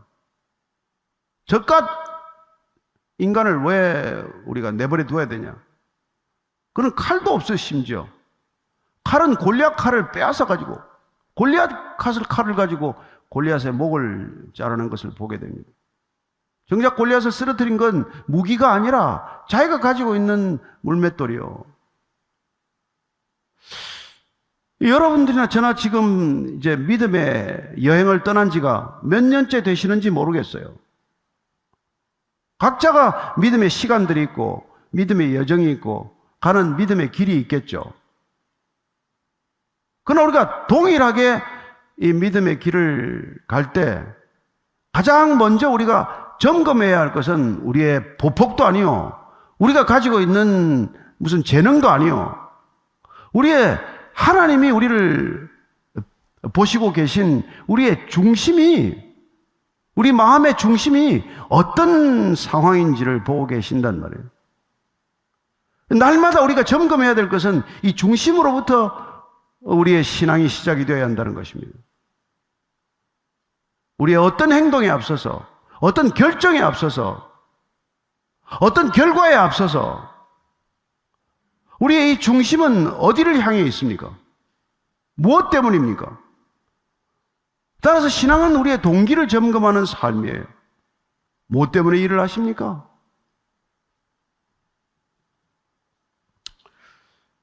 그게 빗나가면 모든 게 허상이라는 것이죠. 그래서 우리가 예수님께서 이 땅에 하나님의 나라를 이끌고 오셔서 그 하나님의 나라를 세우실 텐데, 그 하나님의 나라를 세우실 기초석을 이 세상에서 불러내는 그 중심이 확고한 사람들로서 시작한단 말이에요. 그래서 우리가 교회라고 부르지만 그 교회란 원뜻이 불러낸 사람들. 누구를 불러냈다고요? 그 중심이 하나님의 마음으로 가득한 사람들을 불러냈을 때 그걸 교회라고 그런단 말이에요. 그래서 단 두세 사람이라도 그 마음의 중심이 하나님으로 향해 있는 사람들이라면 내가 그들과 함께 있겠다, 그 얘기를 하신 거란 말이죠. 기억하십니까? 자, 마태복음 18장 20절 같이 한번 읽어볼까요? 시작. 두세 사람이 내 이름으로 모인 곳에는 나도 그들 중에 있느니라. 아니, 십자가 지고 돌아가셨는데 뭘 어디 계세요? 안 계시잖아요, 우리 눈에는. 그런데 예수님께서는 두세 사람이 예수님의 이름으로 모이기만 하면은 그 중심이 그 예수 그리스도를 향해 있으면은 내가 그 가운데 반드시 있겠다, 이 약속을 하시는 거예요. 그러면 그 중심은 어떤 중심으로 바뀐 사람들입니까? 그게 우리가 베드로의 유명한 고백이죠. 16장 18절 19절입니다. 시작. 또 내가 내게 이르노니 너는 베드로라. 내가 이 반석 위에 내 교회를 세우리니 음부의 권세가 이기지 못하리라. 내가 천국 열쇠를 내게 주리니 내가 땅에서 무엇이든지 매면 하늘에서도 매일 것이요 내가 땅에서 무엇이든지 풀면 하늘에서도 풀리리라. 주는 그리스도시요 살아계신 하나님의 아들입니다고 하는 이 믿음의 고백이라고 하는 이 반석, 피터의, 베드로의 반석, 그 믿음의 고백, 중심의 고백, 그 중심 가운데 하나님께서 교회를 세우실 터인데 그 교회는 누구도 흔들지 못한다는 것이죠. 따라서 주님께서 단 두세 사람이라도 그 믿음의 반석으로 살아가는 사람들과 함께 하기 위해서 그분께서는 십자가를 지셨고, 놀랍게도 이후로 지금도 이 자리에 살아계셔서 함께 하신다는 약속을 지키고 계신다는 것을 우리는 믿고 있는 사람들이란 말이죠. 따라서 이 자리에 예수 그리스도가 안 계시면 우리는 예배를 드리는 게 아니란 말이에요. 그분이 이 자리에 지금 함께 안 계시면 우리는 무슨 짓을 하고 있는 거예요? 저는 저와 여러분들이 예배를 드리는 이 시간에 주님이 함께 계신다는 것을 굳게 믿는 사람이에요. 그걸 믿는 게 우리의 신앙 고백이란 말이죠. 여러분, 주님이 이 자리에 계신 것을 믿으십시오. 단 두세 사람이라도 내 이름으로 함께 있는 곳에 내가 함께 있겠다, 이 약속을 믿는 거란 말이에요. 요한계시록을 보면은 예수님께서 이렇게 말씀하십니다. 1장 18절이에요. 곧 살아있는 자라 내가 전에 죽었었노라 볼지어다 이제 세세토록 살아있어 사망과 음부의 열쇠를 가졌느니 두려워하는 사람들에게 나는 알파요 오메가다, 나는 시작과 끝이다, 나는 너희들 눈으로 볼 때는 죽었었다, 그러나 지금 살아있노니 내가 지금 너희와 함께하며 내가 모든 권세를 가지고 있다. 여러분, 이 말씀을 믿는 게 우리의 신앙이란 말이에요. 이 말씀을 믿음으로 고백하는 사람들의 공동체가 교회란 말이에요. 그 교회는, 진정한 교회는 세상이 흔들지 못한다고 말합니다. 자, 다시 우리가 과학적 진실을 조금 더 도움을 받아서, 왜 예수님은 내가 알파요 오메가다, 왜 시작과 끝이다 이렇게 말씀하십니까? 여러분, 창조란 시작과 끝이 동시에 존재하는 작업이에요. 창조의 개념을 여러분들이 다시 이해해야 합니다. 창조는 시작과 끝이, 알파와 오메가가 동시에 존재하는 작업이란 말이에요. 우리는 글을 쓰는 사람들을 작가라고 말합니다. 작가는 저술 활동을 하는 사람이죠. 그런 스토리를 만들어냅니다. 그가 소설을 한 권 쓰기 위해서는 그 소설을 쓰는 걸 우리는 창작 활동이라고 말합니다. 그 창작 활동은 그의 머릿속에 이미 시작과 끝, 스토리의 시작과 스토리의 끝이 다 머릿속에 있는 거예요. 인정하십니까? 그 시작과 끝이 함께 존재할 때 그를 우리가 창작 활동, 창조적 우리가 능력으로 인정하는 거란 말이에요. 따라서 우리가 이 땅에 하나님께서 창조하셨다는 걸 믿는 것은 대단히 중요한 일입니다. 처음과 끝을 알고 계신 하나님. 우리는 시간이 흘러가는 시간이죠. 그러나 시간과 공간이라고 하는 이 차원을 벗어나면 모든 시간과 모든 공간이 한낱 점처럼 수렴되어 있다는 것을 우리는 과학적 사고, 과학적 증거를 통해서 우리가 알 수 있는 것이죠. 그러니 믿음을 가진다는 것은 우리의 이 과정이 처음과 끝을 다 완벽하게 계획하고 계신 그분 손에 있기 때문에 우리가 겪는 어떤 고난이라고 할 망정, 어떤 과정이라고 할 망정, 그것이 하나님의 완벽한 구도 속에, 플랜 속에, 계획 속에 있다는 것을 인정하고 살아가는 것임을 고백할 수 있게 되기를 바랍니다. 그 믿음은 얼마나 놀라운 믿음입니까? 그 믿음은 얼마나 담대한 믿음입니까? 여러분, 그러니까 우리가 세상을 사는 차원이 다를 수밖에 없잖아요. 어떻게 세상 사람처럼, 하나님을 모르는 사람처럼 살 수 있겠어요? 여러분들이 정말 이 다윗이 하나님의 나라를 위한 그루터기처럼 쓰시게 되는 까닭, 이 어린 소년의 믿음을 통해서 앞으로 예수 그리스도를 보내기로 계획이 되어 있는 사건의 발단, 이건 참으로 놀라운 믿음 사건이라는 것이죠.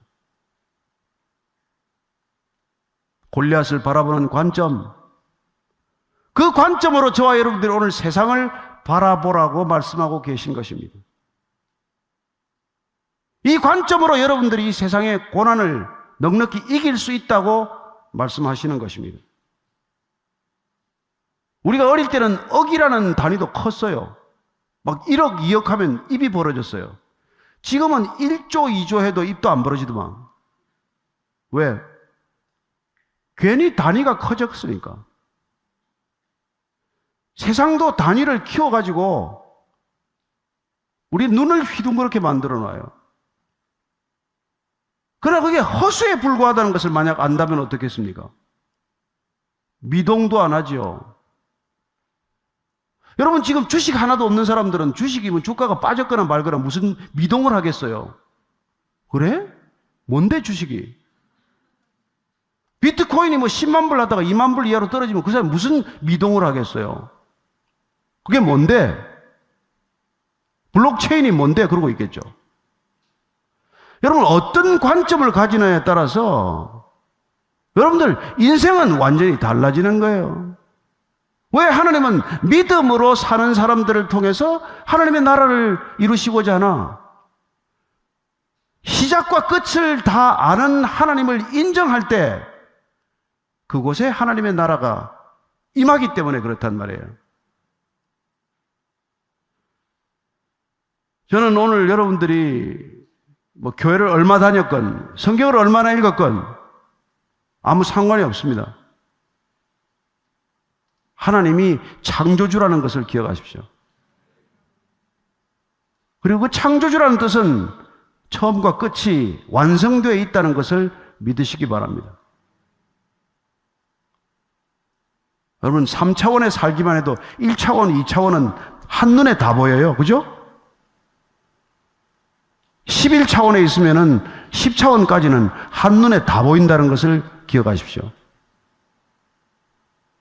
우리한테는 이 우주가 빅뱅 이후에 135억 년이지만 시간조차도 한낱 한 경점에 불과하다는 것. 그리고 그 모든 것이 선하신 하나님이라고 하는 우리가 상상할 수 없는 그 크기를 알 수 없는 그분에게서부터 비롯된다는 것. 그걸 우리가 인정하고 믿는 삶이라면 그런 걸 생각하고 사는 사람이 얼마나 존귀하게 보이겠습니까? 얼마나 사람의 가치가 달라 보이겠습니까?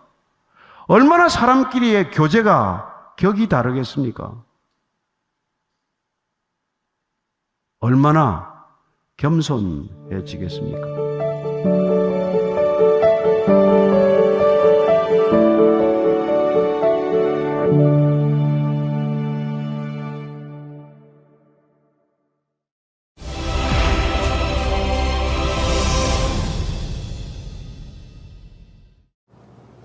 신약 성경을 여는 마태복음은 어떤 복음서보다 구약과 유대인에 대한 이해가 깊은 성경입니다. 마태는 유대인이었는데요. 유대식 이름으로는 레위라는 이름으로 불렸던 사람입니다. 이 레위라는 이름은 흔히 사용된 이름은 아닙니다. 아마도 그의 가문이 레위 지파와 어떤 면에서든 관련이 있을 것으로 추론하는 근거가 되기도 합니다. 아무튼 마태의 배경은 고려하지 않는다 하더라도 그가 기록한 마태복음만 놓고 봐도 그가 구약 성경과 유대인의 전통에 대한 상당한 이해를 가지고 있었던 인물임을 알 수 있습니다. 그가 예수 이야기를 전개하는 방식은 아마도 독자들이 구약 성경에 대한 선이해를 가지고 있다는 전제 아래에서 기록되었고 그렇게 전달될 때 효과적입니다. 마태는 예수를 구약 예언의 성취자로 이해하고 있습니다. 그래서 관련된 구약 성경 구절을 계속 인용하고 있습니다. 예로부터 유대인들은 이 약속된 사람을 기름 부음 받은 자, 즉 메시아로 불렀는데 유대인들은 이 사람을 하나님께서 세우실 영원한 왕으로 여겼습니다. 이런 이유에서 마태복음에 묘사되는 예수의 모습은 하나님께서 세우신 왕의 이미지입니다. 책을 시작하면서 아브라함과 다윗의 계보를 잇는 족보를 먼저 제시하는 이유, 그리고 사건마다 말씀을 이루려 하심이라라는 해설을 첨가하는 이유, 그리고 전통적으로 유대인에게 권위를 갖는다는 다섯 묶음으로 예수의 이야기를 구성한 이유 등이 이 메시아에 대한 유대인들의 이해와 관련이 있습니다.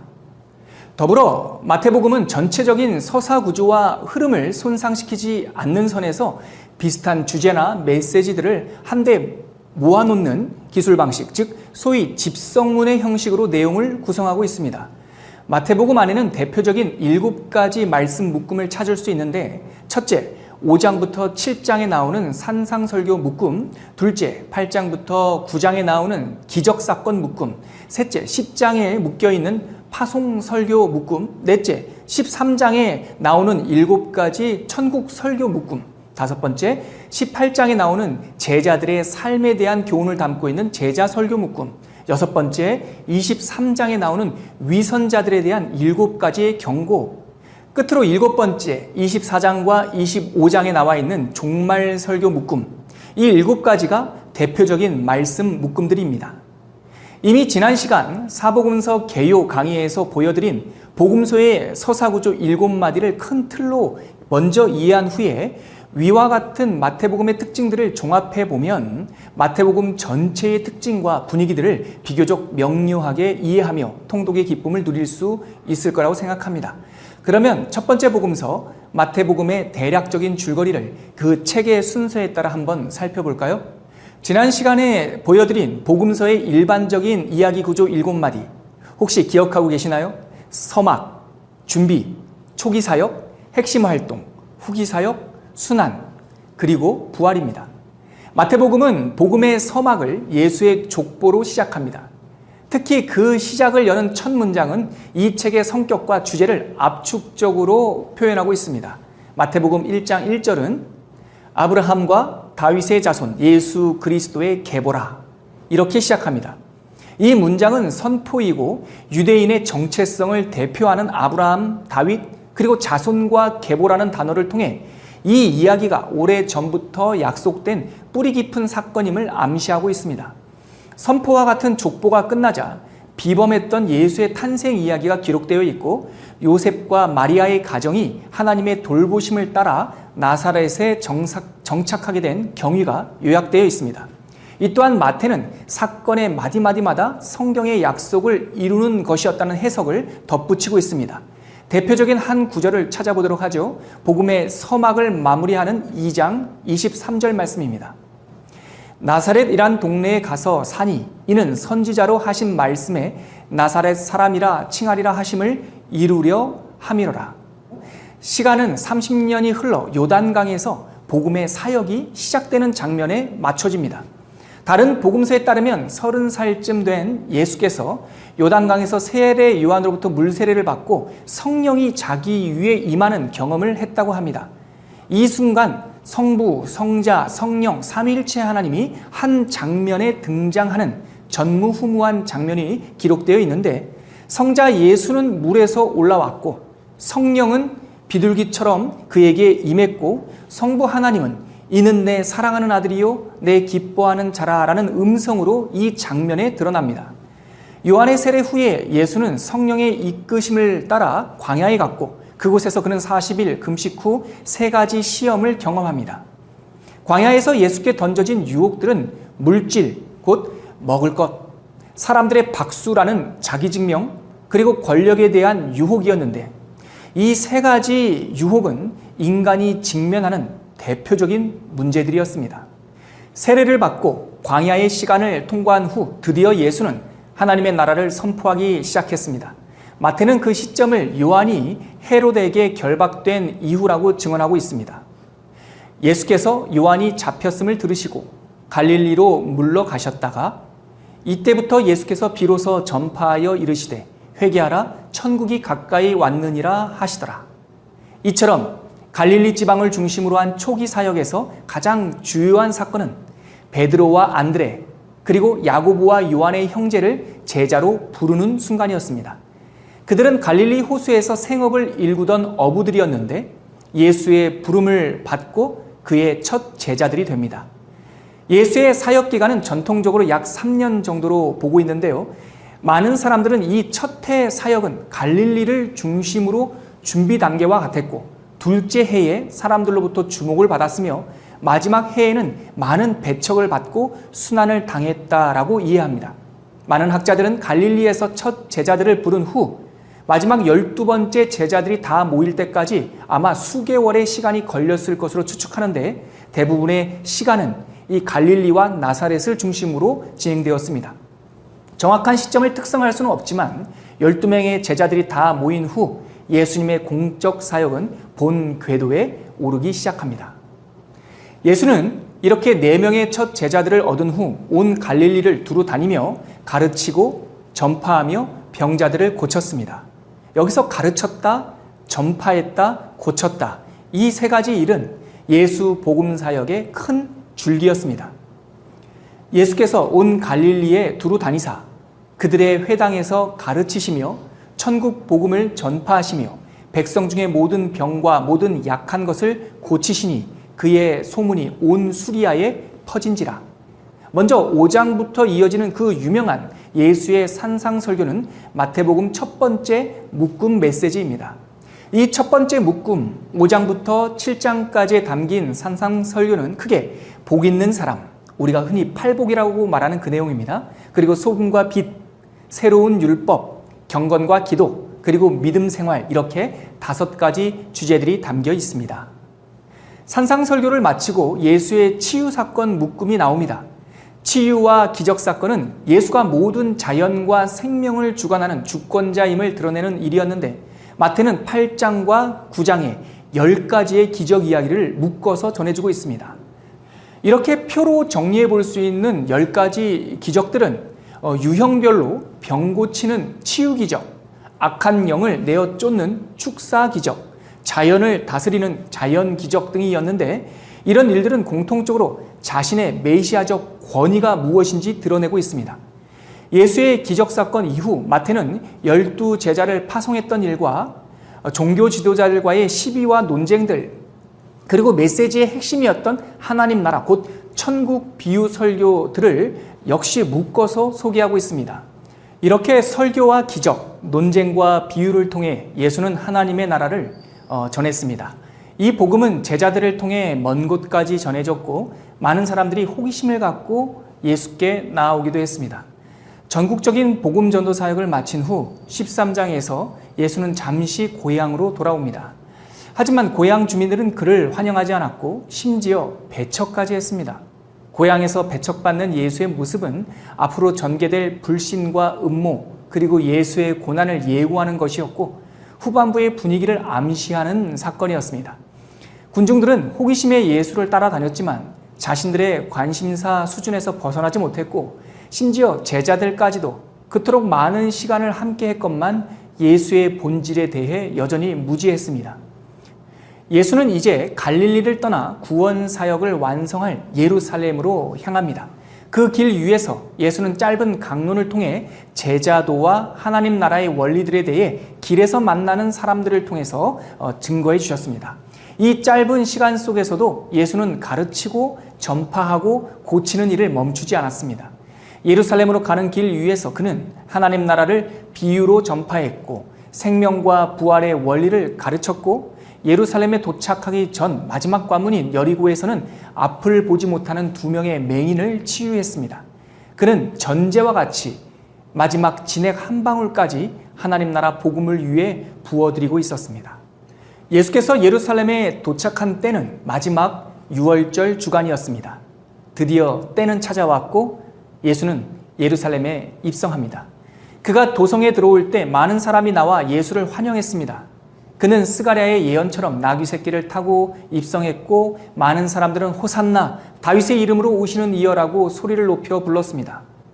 공적 생의 마지막 주간 입성 후 이튿날 예수는 복음을 가로막는 종교 지도자들과 논쟁하며 위선적인 그들의 모습을 보여주는 3가지 긴 비유를 말씀하셨는데 우리가 잘 아는 2 아들의 비유, 악한 포도원 농부의 비유, 혼인잔치의 비유가 바로 그 비유 설교입니다.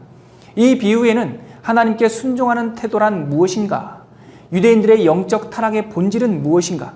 그리고 마지막 때를 준비하는 자세가 무엇인지에 대해서 우리에게 선명하게 가르쳐주고 있습니다. 예수의 3가지 비유가 끝나고 바로 성전 논쟁이 시작됩니다. 바리새인과 서기관 그리고 헤롯 당원들은 어떻게 하면 예수를 함정에 빠뜨릴 수 있을지 머리를 맞댔습니다. 유대인들이 준비한 질문은 3가지, 어떻게 대답해도 함정에 빠지는 딜레마 질문이었습니다. 로마의 납세 문제, 부활 논쟁, 가장 큰 계명, 이 세 가지 질문을 통해서 유대인들은 예수를 함정에 빠뜨리고자 했습니다. 그러나 예수님께서는 지혜롭게 대답하셨고 이러한 답변을 통해 예수는 자신의 참된 신분과 하나님 나라의 본질을 더욱더 잘 드러내셨습니다. 이어서 마태는 논쟁의 상대였던 당시 유대 지도자들의 외식과 위선을 드러내는 예수님의 질책을 길게 소개하고 있습니다.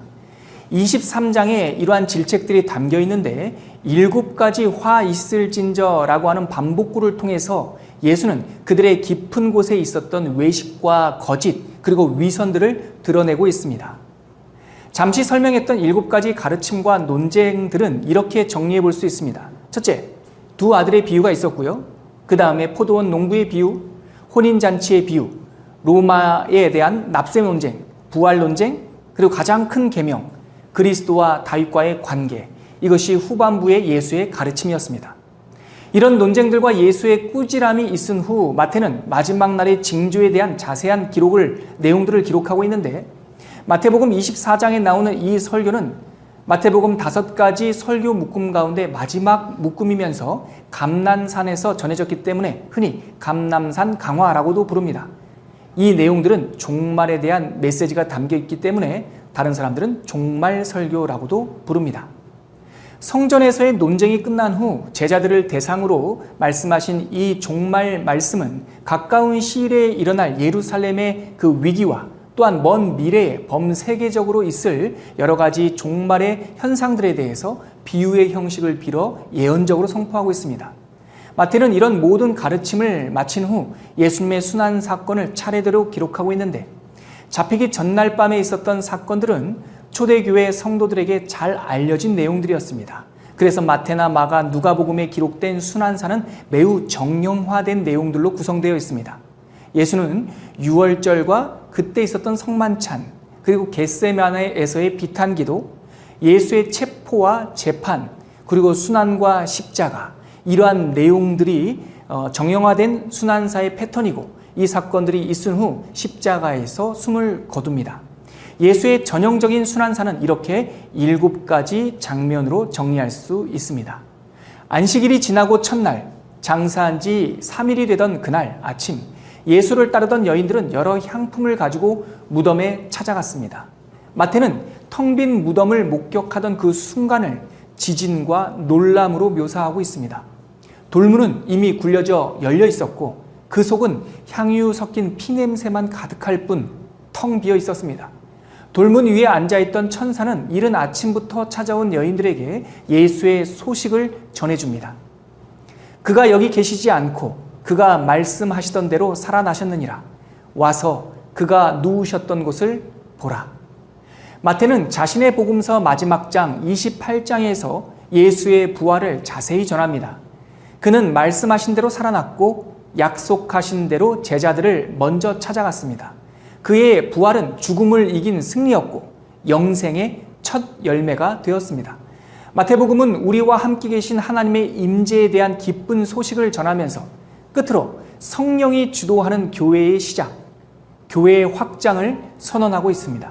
복음서의 마지막은 끝이 아니라 새로운 시작을 의미하고 있었습니다. 세상 끝날까지 너희와 항상 함께 있으리라.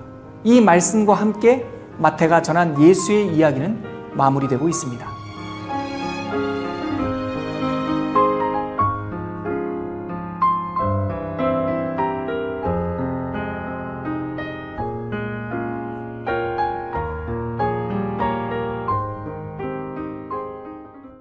사무엘상 1장. 에브라임 산지 라마다임 소빔에 에브라임 사람 엘가나라는 사람이 있었으니 그는 여로함의 아들이요 엘리후의 손자요 도후의 증손이요 수베의 현손이더라. 그에게 두 아내가 있었으니 한 사람의 이름은 한나요 한 사람의 이름은 브닌나라. 브닌나에게는 자식이 있고 한나에게는 자식이 없었더라. 이 사람이 매년 자기 성읍에서 나와서 실로에 올라가서 만군의 여호와께 예배하며 제사를 드렸는데 엘리의 두 아들 홈니와 비느하스가 여호와의 제사장으로 거기에 있었더라. 엘가나가 제사를 드리는 날에는 제물의 분깃을 그의 아내 브닌나와 그의 모든 자녀에게 주고 한나에게는 갑절을 주니 이는 그를 사랑함이라. 그러나 여호와께서 그에게 임신하지 못하게 하시니 여호와께서 그에게 임신하지 못하게 하심으로 그의 적수인 브닌나가 그를 심히 격분하게 하여 괴롭게 하더라. 매년 한나가 여호와의 집에 올라갈 때마다 남편이 그같이 하매 브닌나가 그를 격분시키므로 그가 울고 먹지 아니하니 그의 남편 엘가나가 그에게 이르되 한나여 어찌하여 울며 어찌하여 먹지 아니하며 어찌하여 그대의 마음이 슬프냐 내가 그대에게 10 아들보다 낫지 아니하냐 하니라. 그들이 실로에서 먹고 마신 후에 한나가 일어나니 그때 제사장 엘리는 여호와의 전 문설주 곁 의자에 앉아 있었더라. 한나가 마음이 괴로워서 여호와께 기도하고 통곡하며 서원하여 이르되 만군의 여호와여 만일 주의 여종의 고통을 돌보시고 나를 기억하사 주의 여종을 잊지 아니하시고 주의 여종에게 아들을 주시면 내가 그의 평생에 그를 여호와께 드리고 삭도를 그의 머리에 대지 아니하겠나이다.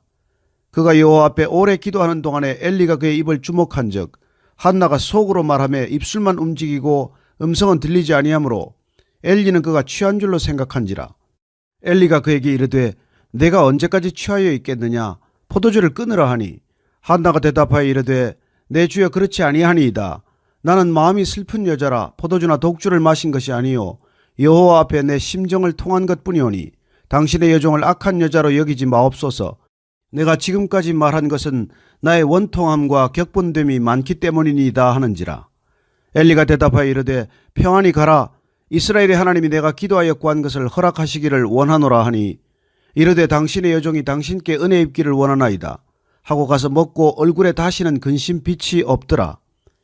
그들이 아침에 일찍 일어나 여호와 앞에 경배하고 돌아가 라마의 자기 집에 이르니라. 엘가나가 그의 아내 한나와 동침하며 여호와께서 그를 생각하신지라. 한나가 임신하고 때가 이름에 아들을 낳아 사무엘이라 이름하였으니 이는 내가 여호와께 그를 구하였다 함이더라.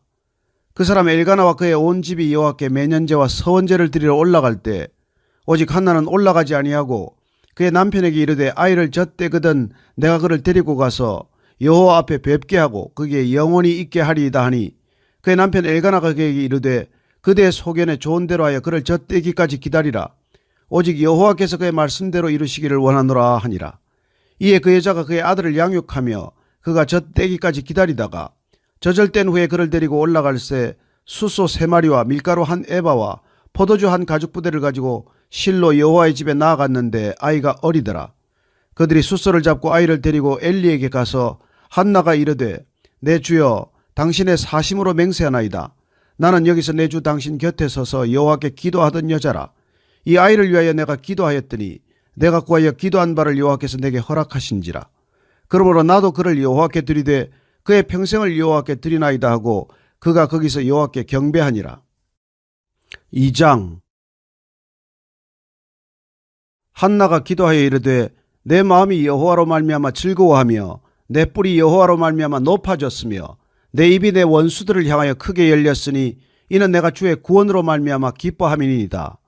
여호와와 같이 거룩하신 이가 없으시니 이는 주밖에 다른 이가 없고 우리 하나님 같은 반석도 없으시비니이다. 심히 교만한 말을 다시 하지 말 것이며 오만한 말을 너희의 입에서 내지 말지어다. 여호와는 지식의 하나님이시라 행동을 달아보시느니라. 용사의 활은 꺾이고 넘어진 자는 힘으로 띠를 띠도다. 풍족하던 자들은 양식을 위하여 품을 팔고 줄이던 자들은 다시 줄이지 아니하도다. 전에 임신하지 못하던 자는 7을 낳았고 많은 자녀를 둔 자는 쇠약하도다. 여호와는 죽이기도 하시고 살리기도 하시며 수월에 내리게도 하시고 거기에서 올리기도 하시는도다. 여호와는 가난하게도 하시고 부하게도 하시며 낮추기도 하시고 높이기도 하시는도다. 가난한 자를 진토에서 일으키시며 빈궁한 자를 거름더미에서 올리사 귀족들과 함께 앉게 하시며 영광의 자리를 차지하게 하시는도다. 땅의 기둥들은 여호와의 것이라. 여호와께서 세계를 그것들 위에 세우셨도다. 그가 그의 거룩한 자들의 발을 지키실 것이요 악인들을 흑암 중에서 잠잠하게 하시리니 힘으로는 이길 사람이 없음이로다. 여호와를 대적하는 자는 산산이 깨어질 것이라. 하늘에서 우레로 그들을 치시리로다. 여호와께서 땅끝까지 심판을 내리시고 자기 왕에게 힘을 주시며 자기의 기름 부음을 받은 자의 뿔을 높이시리로다 하니라. 엘가나는 라마의 자기 집으로 돌아가고 그 아이는 제사장 엘리 앞에서 여호와를 섬기니라. 엘리의 아들들은 행실이 나빠 여호와를 알지 못하더라. 그 제사장들이 백성에게 행하는 관습은 이러하니 곧 어떤 사람이 제사를 드리고 그 고기를 삶을 때에 제사장의 사환이 손에 3살 갈고리를 가지고 와서 그것으로 냄비에나 솥에나 큰 솥에나 가마에 찔러 넣어 갈고리에 걸려 나오는 것은 제사장이 자기 것으로 가지되 실로에서 그곳에 온 모든 이스라엘 사람에게 이같이 할 뿐 아니라 기름을 태우기 전에도 제사장의 사원이 와서 제사 드리는 사람에게 이르기를 제사장에게 구워드릴 고기를 내라. 그가 내게 삶은 고기를 원하지 아니하고 날 것을 원하신다 하다가 그 사람이 이르기를 반드시 먼저 기름을 태운 후에 내 마음에 원하는 대로 가지라 하면 그가 말하기를 아니라 지금 내게 내라. 그렇지 아니하면 내가 억지로 빼앗으리라 하였으니 이 소년들의 죄가 여호와 앞에 심히 크면 그들이 여호와의 제사를 멸시함이었더라. 사무엘은 어렸을 때 세마포 에봇을 입고 여호와 앞에서 섬겼더라. 그의 어머니가 매년 드리는 제사를 드리러 그의 남편과 함께 올라갈 때마다 작은 겉옷을 지어다가 그에게 주었더니 엘리가 일가나와 그의 아내에게 축복하여 이르되 여호와께서 이 여인으로 말미암아 내게 다른 후사를 주사 이가 여호와께 간구하여 얻어 바친 아들을 대신하게 하시기를 원하노라 하였더니 그들이 자기 집으로 돌아가매 여호와께서 한나를 돌보시사 그로 하여금 임신하여 세 아들과 두 딸을 낳게 하셨고 아이 사무엘은 여호와 앞에서 자라니라. 엘리가 매우 늙었더니 그의 아들들이 온 이스라엘에게 행한 모든 일과 회막문에서 수종드는 여인들과 동침하였음을 듣고 그들에게 이르되 너희가 어찌하여 이런 일을 하느냐. 내가 너희의 악행을 이 모든 백성에게서 듣노라. 내 아들들아 그리하지 말라. 내게 들리는 소문이 좋지 아니하니라. 너희가 여호와의 백성으로 범죄하게 하는도다. 사람이 사람에게 범죄하면 하나님이 심판하시려니와 만일 사람이 여호와께 범죄하면 누가 그를 위하여 간구하겠느냐 하되 그들이 자기 아버지의 말을 듣지 아니하였으니 이는 여호와께서 그들을 죽이기로 뜻하셨음이더라. 아이 사무엘이 점점 자라매 여호와와 사람들에게 은총을 더욱 받더라. 하나님의 사람이 엘리에게 와서 그에게 이르되 여호와의 말씀에 너희 조상의 집이 애굽에서 바로의 집에 속하였을 때 내가 그들에게 나타나지 아니하였느냐. 이스라엘 모든 지파 중에서 내가 그를 택하여 내 제사장으로 삼아 그가 내 제단에 올라 분향하며 내 앞에서 에봇을 입게 하지 아니하였느냐. 이스라엘 자손이 드리는 모든 화제를 내가 내 조상의 집에 주지 아니하였느냐. 너희는 어찌하여 내가 내 처소에서 명령한 내 제물과 예물을 밟으며 내 아들들을 나보다 더 중히 여겨 내 백성 이스라엘이 드리는 가장 좋은 것으로 너희들을 살찌게 하느냐. 그러므로 이스라엘의 하나님 나 여호와가 말하노라. 내가 전에 내 집과 내 조상의 집이 내 앞에 영원히 행하리라 하였으나 이제 나 여호와가 말하노니 결단코 그렇게 하지 아니하리라. 나를 존중히 여기는 자를 내가 존중히 여기고 나를 멸시하는 자를 내가 경멸하리라. 보라, 내가 내 팔과 내 조상의 집 팔을 끊어 내 집에 노인이 하나도 없게 하는 날이 이를지라. 이스라엘에게 모든 복을 내리는 중에 너는 내 처소의 환난을 볼 것이요 내 집에 영원토록 노인이 없을 것이며 내 제단에서 내가 끊어버리지 아니할 내 사람이 내 눈을 쇠잔하게 하고 내 마음을 슬프게 할 것이요 내 집에서 출산되는 모든 자가 젊어서 죽으리라. 내 두 아들 홈니와 비나스가 한날에 죽으리니 그들이 당할 그 일이 내게 표징이 되리라. 내가 나를 위하여 충실한 제사장을 일으키리니 그 사람은 내 마음 내 뜻대로 행할 것이라. 내가 그를 위하여 견고한 집을 세우리니 그가 나의 기름 부음을 받은 자 앞에서 영구히 행하리라.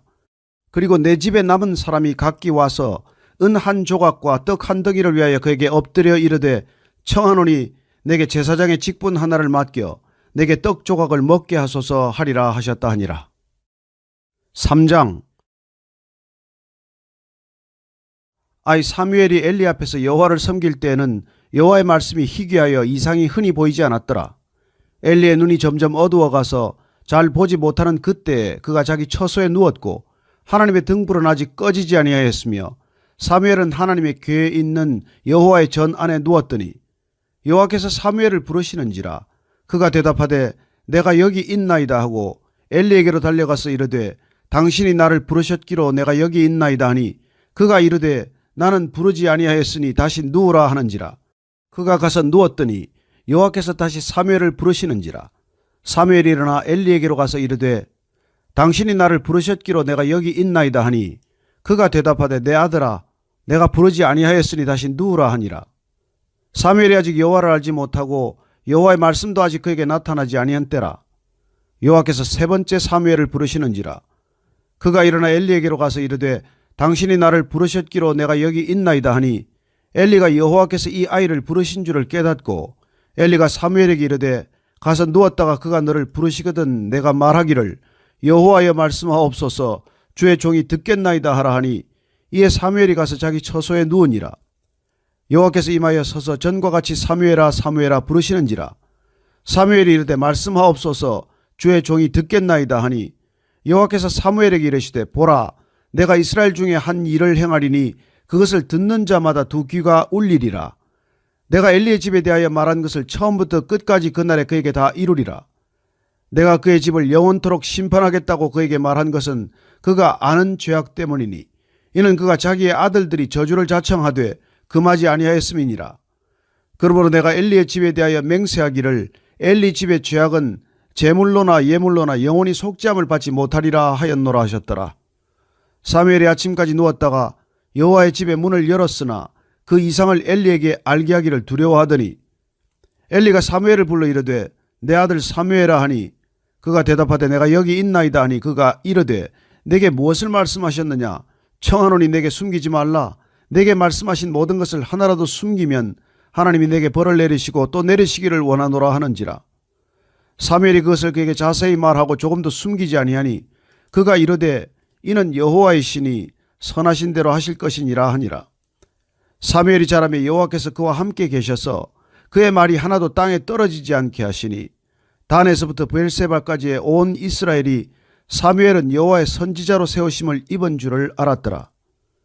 여호와께서 실로에서 다시 나타나시되 여호와께서 실로에서 여호와의 말씀으로 사무엘에게 자기를 나타내시니라.